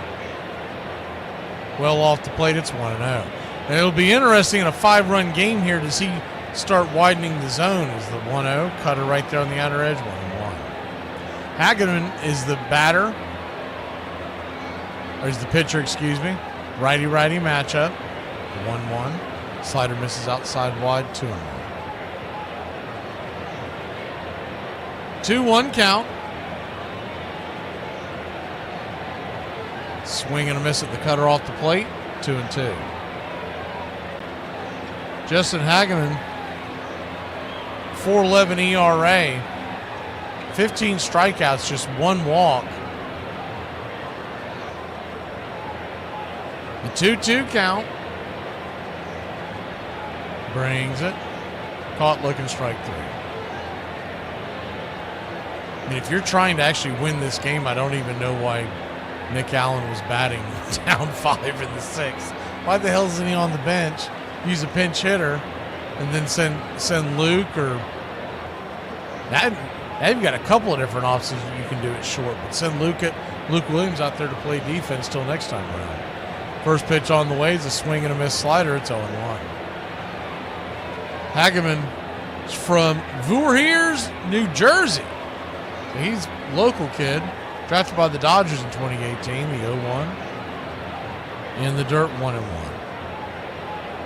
He works fast, that's for sure. He's grabbing it, ripping it, flipping it. The 1-1 swing lifts it into right field. Deep into the deepest part of the right field, but Juan Soto is there to catch it at the wall. 2 down.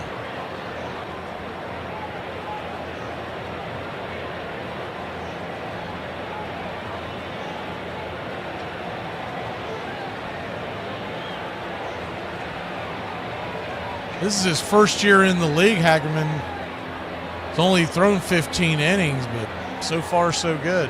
First pitch on the way is a slider on the outer edge to Olsen. It's 0-1. Olsen using his timeout, trying to slow down his repertoire. The 0-1. Kicks and brings it. 95 off the plate, 1-1. Hageman is up there Jesse Chavezing everybody, just grabbing it and throwing it back.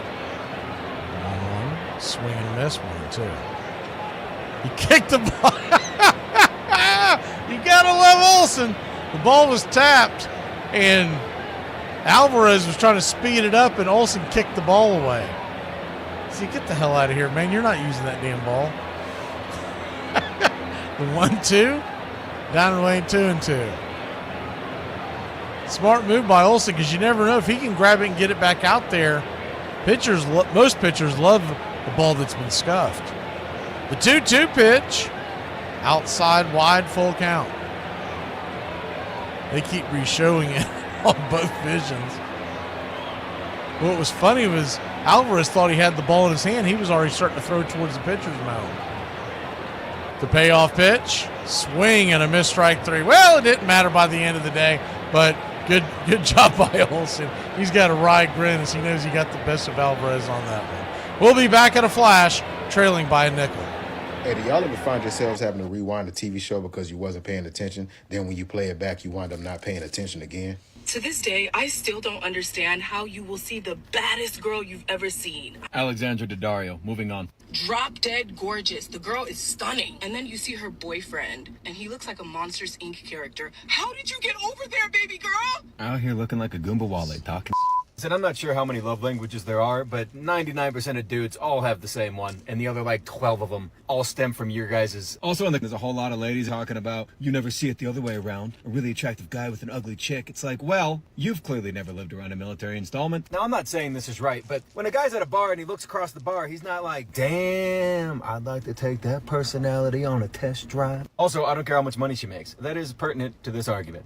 Wrigley Field alive with enthusiasm and emotion. A jam-packed crowd. And tonight's starting pitcher warming up in the bullpen, number 31, Greg Maddux. In the 1989 playoffs, Greg Maddux actually, sort of without even trying, creates an entirely new trend in baseball. And Will Clark will be the batter with the bases loaded. It's a key situation. The catcher's going out, and Will Clark's reading his lips, and Will Clark sees him say something like inside fastball. An inside fastball's coming. So he knows the pitch is coming. High drive into deep right field. It is a grand slam home run. I thought I made a decent enough pitch to get him out, but it carried over the fence anyway. You know, later on you hear the stories, oh, he read my lips. He said he read I was going to start him off with a fastball or something. You know, that's kind of the reason why you see, even today, you'll see guys cover their mouths or put their gloves up and they talk on the mound.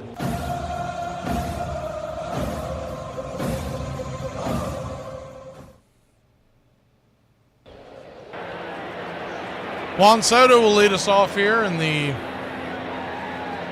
bottom of the sixth. Braves trail 10-5. Lefty-lefty matchup. Austin Cox throws a slider at the knees on the outer edge. It's 0-1.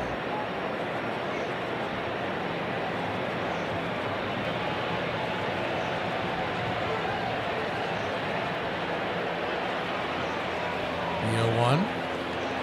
84. Slider dipping away. 1-1. 1-1 count.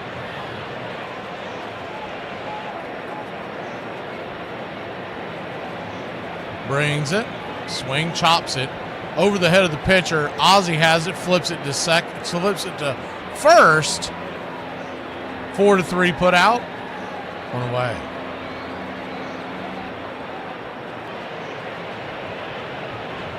One up, one down. That'll bring Nemo. Alonso stands on deck. You wonder if he'll see Alonso if this is his last batter. You do have McNeil right after that, a left-hander. First pitch is 91, just misses outside wide. It's 1-0. Carapazza so far still calling that very tight strike zone.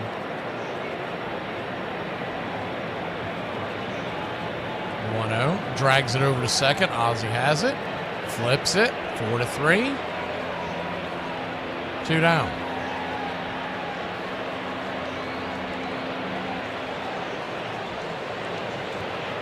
2 down, and looks like the Reds and Phillies are going to get that game in after all. It's 6-0 Cincinnati in the 9th.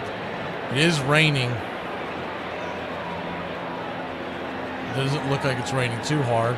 The cutter on the way to Alonso, that ball is plowed over the wall, through the woods to grandmother's house he goes. 11-5. Man, 28th home run on the year. Well, I guess nobody else thought it would be a good idea to pitch around Alonso and face the left-handed McNeil with Austin Cox, but anywho, 11-5. Now we need a 6-pack to tie this up. Speaking of a 6-pack, make sure to get yourself some American Rebel beer to deal with the Atlanta Braves in 2025. Huh? That's what they call a transition. Good night, Irene. That ball was smoked. First pitch on the way is a slider. Swing and a miss. It's 0-1. It only went 405 feet, but it got out in a hurry. 112 miles an hour off the bat.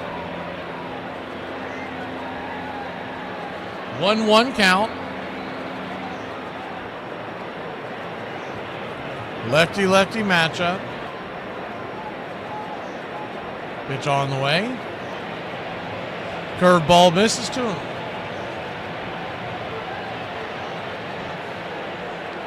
2-1 count.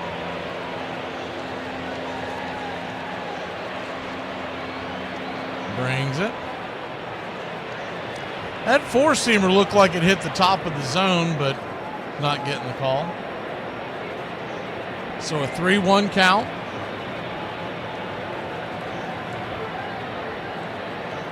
Pitch from Austin.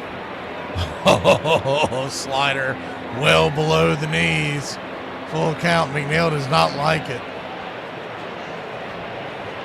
He would be right.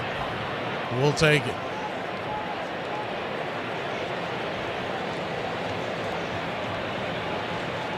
He was pinching him up at the top, so turnabout is fair play. The payoff pitch, swing, rips it over to Ozzie, and the 3 outs we got were all 4-3s. But Pete Alonso smoked one over the fence, his second of the night, and the Mets lead it by 6. Suspect's mustache is darker than the gray hairs on her head. Suspect weighs 370 pounds and was surprised to learn he has a fat neck roll in the back of his head. Suspect wanted me to make a video roasting her while we ran, but she's going to go inside and cry about it afterwards. You guys, we haven't been drinking since we quarantined ourselves into the bar, at least since we got stuck in the bathroom. Oh, that's right. Wait. So what are you saying? That we'd never had the flu? We were just having alcohol withdrawal? Yeah. Alcohol withdrawals? That's great! Is it great? It means we're all alcoholics. Yeah. Right. A popular YouTuber has called Dublin a hole. Hey now, nobody's allowed to call Dublin a hole except us. I don't give a if you used to be in prison. Actually, I do. I've gone too far and I'm scared now. He walked through some of the most dangerous neighbourhoods. That's not how you do tourism. But there are lots of beautiful parts of Dublin, and I will not have this slander. But just to be clear, I won't fight you about it. It was just a gut blow to lose the way we did in the playoffs. As great as the year was and as much success as we had during the whole season, just going home left kind of a sour taste in your mouth. To me, the early Greg Maddux is a fascinating thing because you can actually see development year after year after year. And that pitch called strike 3. It was a huge story because he wins the 92 Cy Young, and now he's at his peak, and of course that's right when he goes into free agency. Back at the All-Star break, the Cubs offered me a 3-year deal. I remember saying, I just made the All-Star team. It's got to be worth a little something more now, right? And they said, well, you've never won 20 games or the Cy Young, so we can't pay you more money. So I said no. Please like and subscribe today. Braves Country Radio, your home for the classic call of Braves Country Baseball.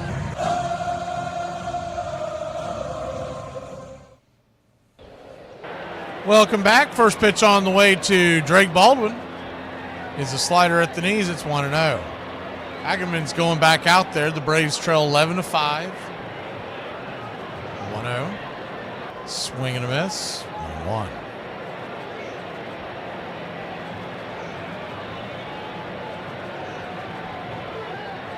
One count. Drake Baldwin 0 for 3 on the day. Pitch on the way. 87 at the knees. 1-2. Braves are going tit for tat with the Mets, but the Braves pitching just kept giving up golf balls. The 1-2. Pops it up. High in the sky over into first base territory, foul territory. Pete Alonso, man of the evening for the Mets, will make the catch. One away. Same two teams back at it tomorrow night, 7:10 first pitch.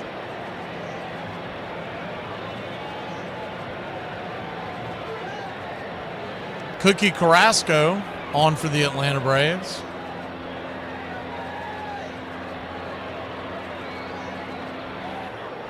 Sinker outside wide. It's 1-0. In the background, I'm seeing the Phillies and Reds trying to finish their game as the 1-0 swing and a miss, 1-1. There's 2 outs and it's a 2-2 count on Castellanos. The Reds lead at 6-1. They put up on their Jumbotron as the 1-1 down and in, 2-1. For fans to move into the concourse area because there's lightning in the area. You know, if you're a player out there standing on the field, like, wait a minute, what the hell, man? The 2-1 count inside, 3-1. They did get the game in, and the Reds are doing their handshakes as they beat the Phillies. But if you're a player out there on the field, you got to be wondering, wait a minute. We're warning the fans, but it's okay for me to be out here? The 3-1 inside ball for Marcell Ozuna will head on down to first. And we'll see if this turns into anything. The Big Bear reaching the base.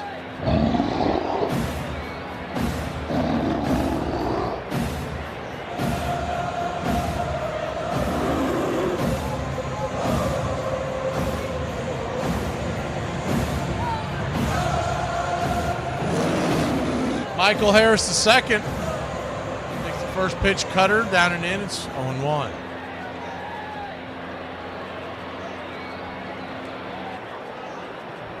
Righty-lefty matchup, the 0-1. Swing, rips it over to second. That's going to be a double play. Barely. Now they're going to say Harris is safe. He just beats it out. That's such a long delay by that umpire. He finally called it as safe. I don't think the Mets are going to challenge it. It does look like that they got it right. He sat there and paused it. I was starting to think my screen had frozen up. Yeah, he beat it. I don't know what the delay was by first base umpire Nick Lentz. It's almost like his brain started stuttering. So 1 on, 2 outs. Ozzie Albies 2 for 3. First pitch outside wide, it's 1-0. Top of the 7th means 7th inning stretch is on the way.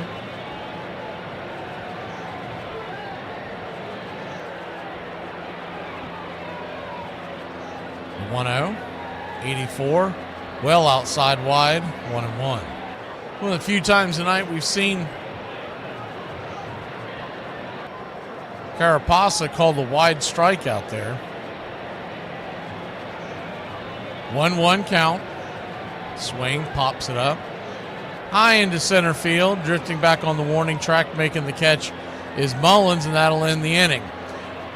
Bottom of the 7th we go. Get up and stretch, Braves country. Well, the season's finally here.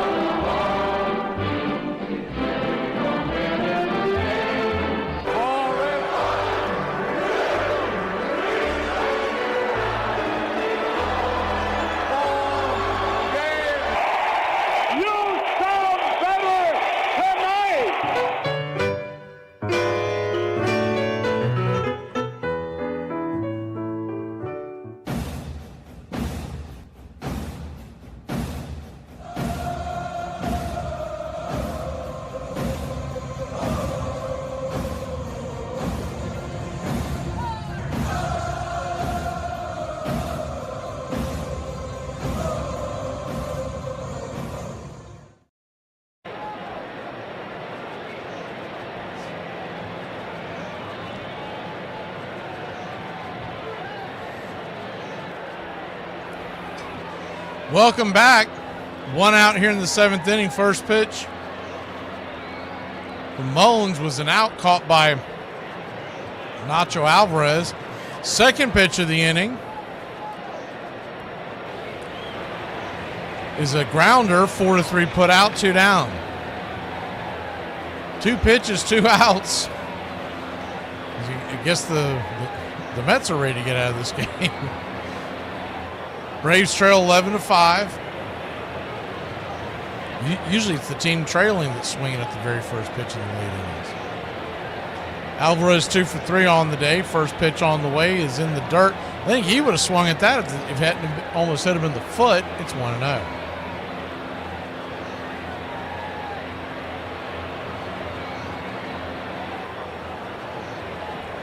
The 1-0.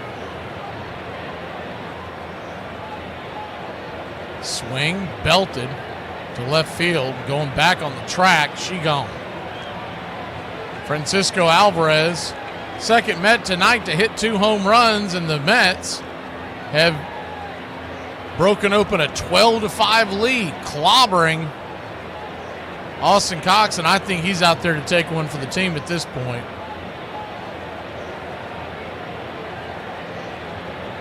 And it really is absurd for Brian Snitker to leave someone out there like that, because we're coming off an off day.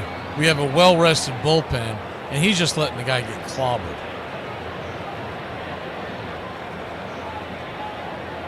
He has officially mailed it in this season. He used to care about the development of these young players, no more. First pitch to Beatty is swung on and blasted to right field. That's going back. That's gone. Brian Snitker gives up another home run, and it is 13-5. And Austin Cox is just out there spinning his wheels. You can tell he's on fumes. Just really unfair for this kid to have to endure this.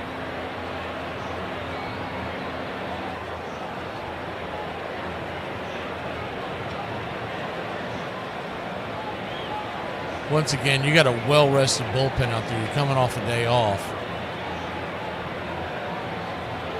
And I get it, he's going to be sent down after this, but you don't let a kid just get obliterated.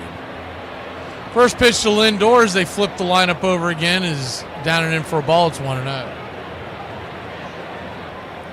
If our pen was wore out, I would understand it, but the 1-0. Curveball at the knees, 1-1.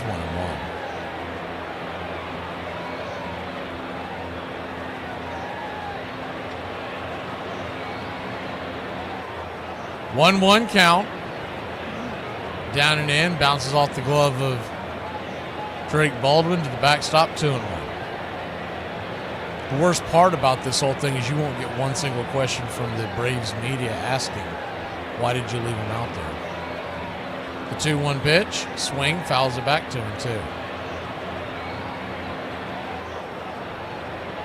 You'll just get a big old tongue bath of, what do you like the most about New York City? 2-2 count. Lindor will take his time out. Braves trail 13-5. Once 5-5. Way back in the 4th inning. The 2-2. Down and away 3-2. You almost wonder if they're going to make him go out there for an 8th inning too. The Mets won't bat in the 9th unless there's a comeback. He is at almost 50 pitches. The payoff, down and away. Did he go around? He did not. And that'll bring the number 2 hitter Juan Soto to the plate. He is absolutely cooked. Keeps looking over at the dugout too. That's a sure sign that a kid has just had enough. Kranitz is telling Baldwin to go out there and talk to him. That's to buy time because they finally got the bullpen working.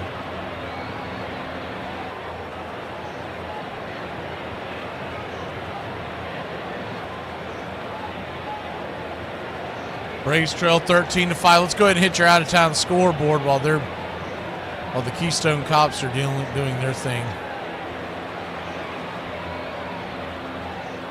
Cleveland beats Miami 4-3, so the Marlins skid continues. Mariners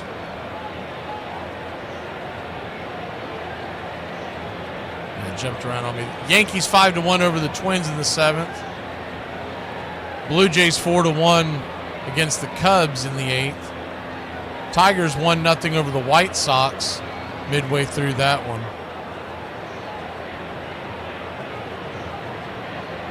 They're going to go ahead and pull Austin Cox, and it looks like it's just going to be Luke Williams from here on out.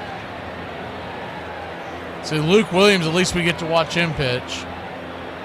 We've tried this before on this way. It doesn't look as good. So we'll try to go to the action cam, see if you get any kind of idea of where this ball comes in at. He'll be throwing his knucklers. Other games going on. Blue Jays 4-1 over the Cubs in Toronto. Jimenez was taken off the IL today. Tigers 1-0 over the White Sox in the 4th. Brewers 9-0, man. They are about to win another one.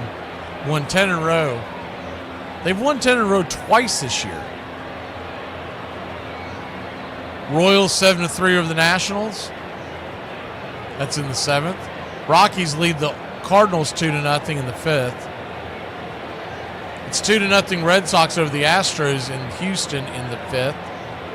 Rangers lead the Diamondbacks 2-1 in the 5th.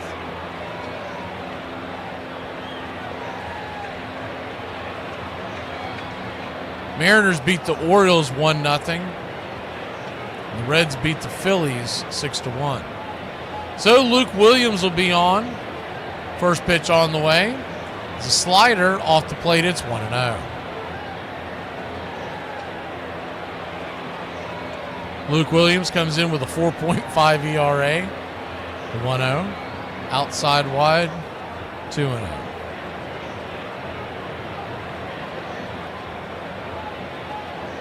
You'll see a whole lot of jump from Luke Williams, the 2-0. Swing rips it through the infield. Soto will have a single. Lindor will go first to third. They've got runners on the corners and 2 outs.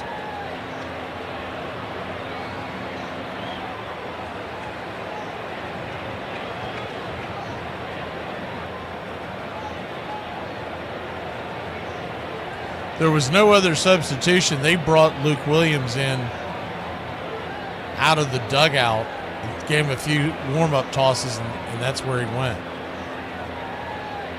Runners on the corners, 2 outs. First pitch to Nemo is outside wide for a ball. It's 1-0.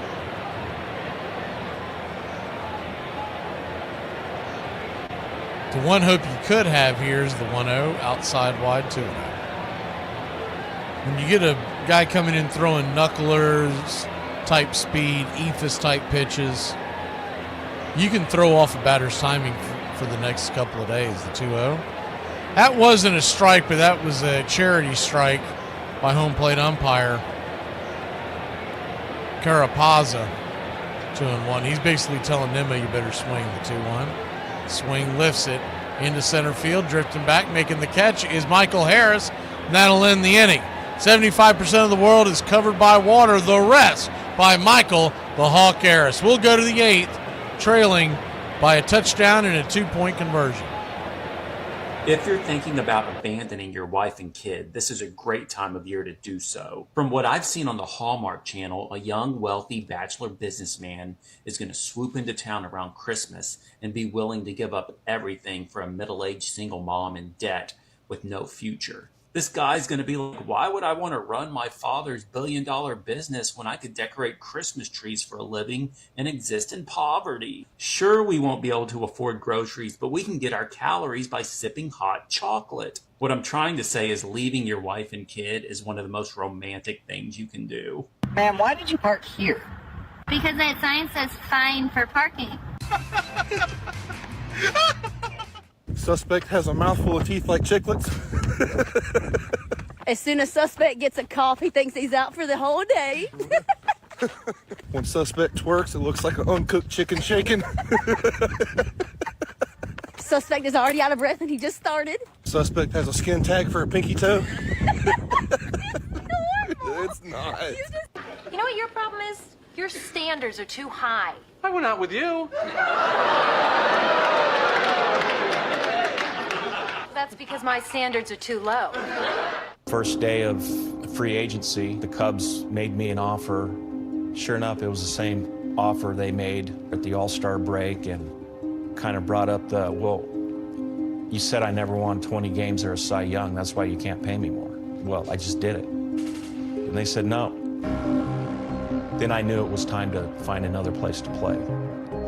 At some point along the way, it seemed that the Cubs were cooling on him, which is, they'll never live that down. His agent was Scott Boras, and I think, as we've seen, if these Boras clients get on the market at 26, 27, it's going to be an auction.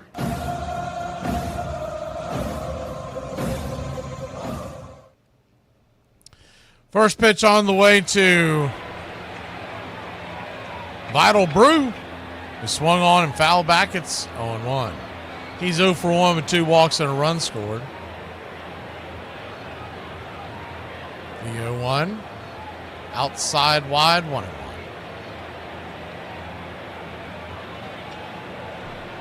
Was it Willis that started Spencer Strider? Or was it Mark? Is it 1-1, fouls down the line, 1-2. It's kind of funny, but I think we're going to find out that if you would have started Luke Williams as your pitcher, you would have gotten more points. Before it's all said and done, the 1-2. Swing and a miss, strike 3, sinker on the outer edge. Chase one off the plate, 1 away. Bringing you Dodgers Angels after the conclusion of this one.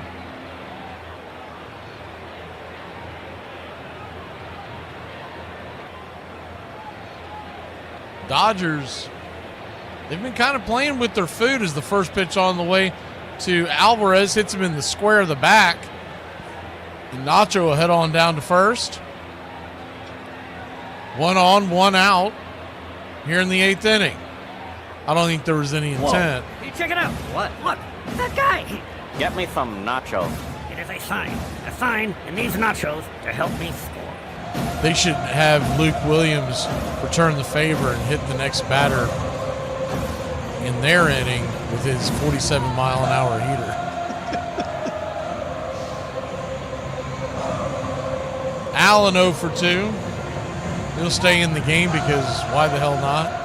First pitch on the way, swings, fouls it back, it's 0-1. So it was Mark that had the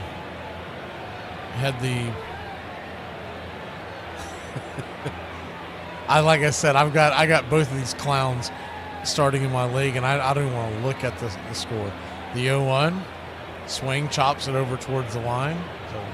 Doesn't matter in the trophy league because I'm already made the playoffs and I'm already set where I'm at. I'm not going to my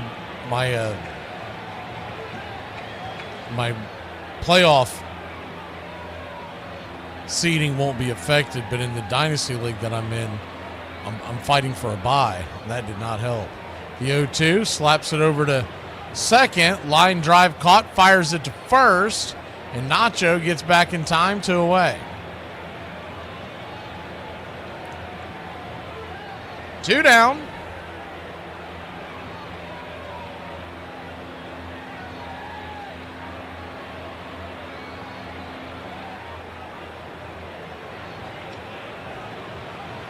Jurickson Profar, the batter. First pitch on the way. Swing. Fouls it straight back. It's 0-1.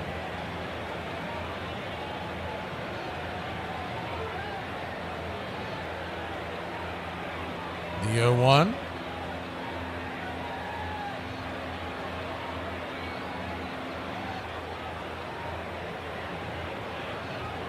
Righty, lefty, kicks and fires. Swing, blasts it high, but not deep at all. In fact, that won't even get out of the infield. You talk about a skyscraper. McNeil makes the catch, and that'll end the inning. Braves go down after they take a piece out of Nacho. We go to the bottom of the 8th. Alonso's going to see if he can hit his 3rd home run of the night.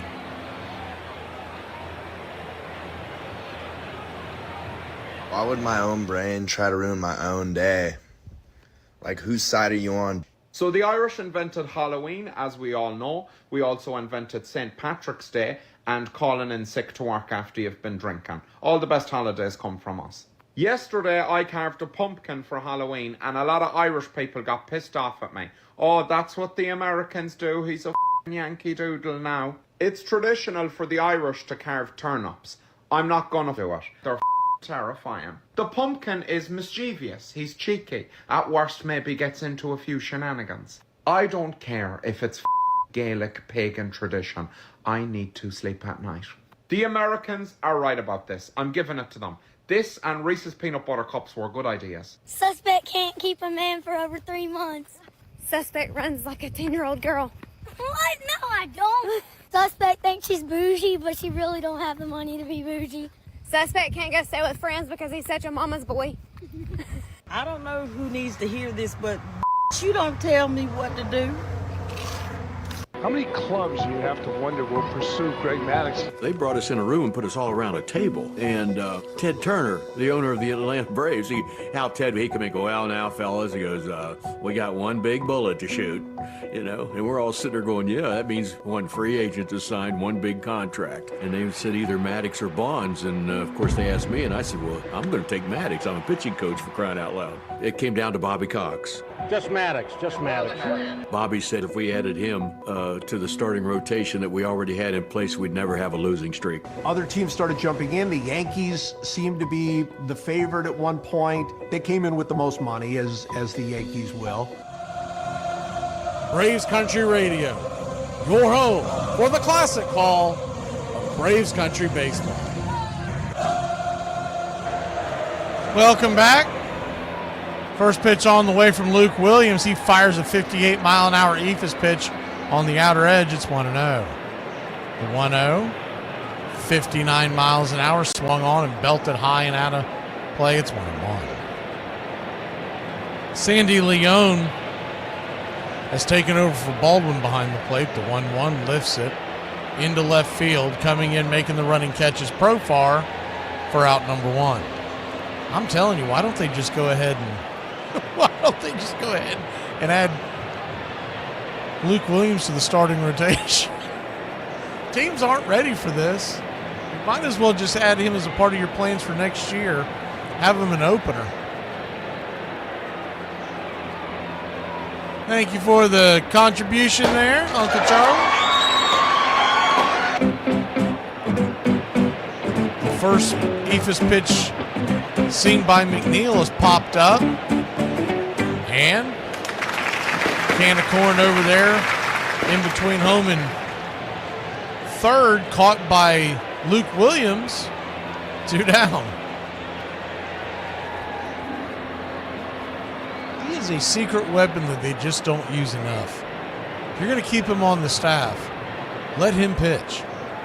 Or keep him on the roster. Let him pitch. First pitch on the way is a eephus on the outer edge to Marte. It's 0-1. And you can't get the comeback of, well, does he go 1, slaps it into right, down for a single, and Marte with the 2-out single. But you can't have the comeback of, well, they got to be down this much and that much to be able to bring your regular everyday player in, because if Shohei Ohtani can do it, Luke Williams can do it. That's all I'm saying. Righty-lefty matchup. First pitch on the way to Cedric Mullins is off the edge. 1-0. That was his heater. That got up to 63 miles an hour. 1-0. Outside wide 2-0. Dodgers and Angels are just getting underway. We'll go to that game after this one. 2-0 swing, lifted, high into right field, but not deep enough. Underneath it is Vital Brujan, and that'll end the inning. Mets go down Braves grab the bats. Top of the ninth we go. We'll see if anybody's working the count when we return. She don't hear half the that I tell her, you know. Yeah, because the way you talk is stupid. Well, if you don't hear it, how do you know it's stupid? Suspect seen running since the first time she was 12. Suspect had so many boyfriends in high school that we mixed up their names. Suspect can't go in public without sharting. Suspect is 23 and still sleeps with the bubby. His name's Buddy.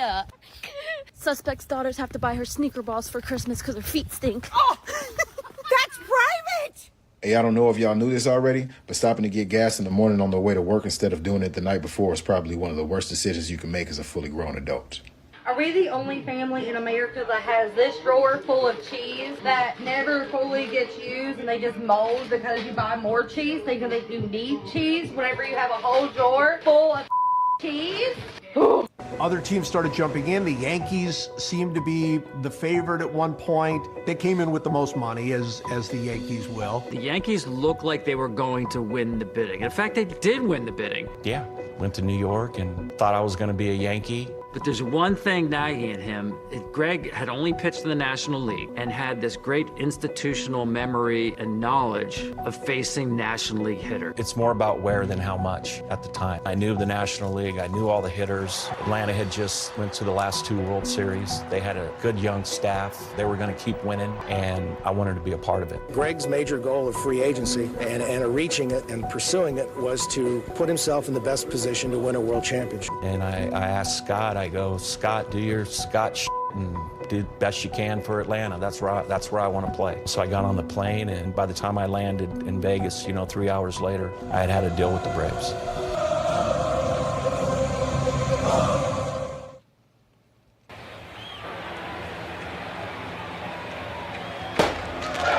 Thank you, One Iron.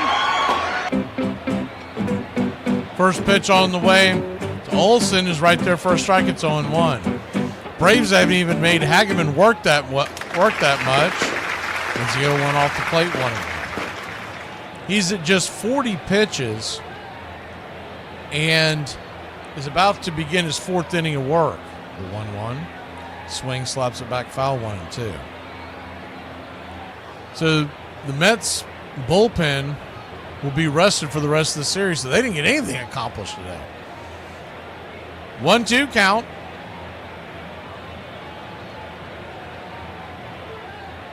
Kicks and fires, outside wide, 2-2.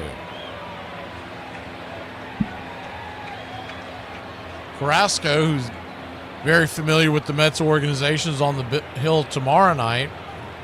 As the 2-2 fouls it back. Braves trail 13-5, barring a miracle. We're just here to see if we can get some home runs or some kind of excitement here.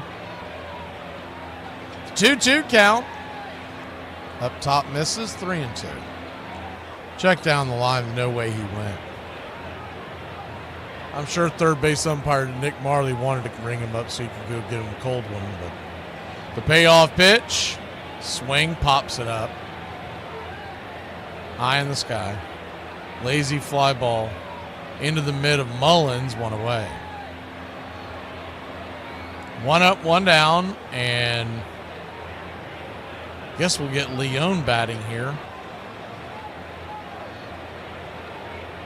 He came in for Drake Baldwin to give him a rest behind the plate. See what they do tomorrow night. They haven't gone to, when they first came out of the break, they were going straight, leaving Ozuna on the bench and going straight Baldwin behind the plate, Smurf DHing, and then vice versa every day. The 1-0 swing and a miss, 1-1. Now it seems like that Marcell Ozuna has worked his way back into the everyday lineup. The 1-1 fouls back, 1-2. And you go off of what they did this last series, Drake might start getting more starts than Smurf down the stretch. The 1-2. Inside, caught looking, strike 3. Sandy Leone head on back to the dugout. That guy doesn't get an at-bat in weeks. He gets caught looking. Come on, dude. Swing that bat, son. You've been doing this way too long to stare down the barrel of a 1-2 fastball on the inside track. First pitch to Marcell Ozuna bounces to the backstop. It's 1-0.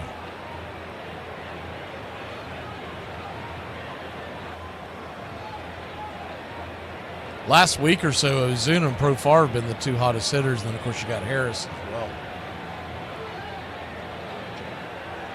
1-0. Swing and a miss. 1-1. I don't really want to see Marcell benched unless it's a situation where it's been a while and Smurf has very good numbers against the pitcher. Is 1-1 in the dirt, 2-1. Smurf is just, he's so streaky.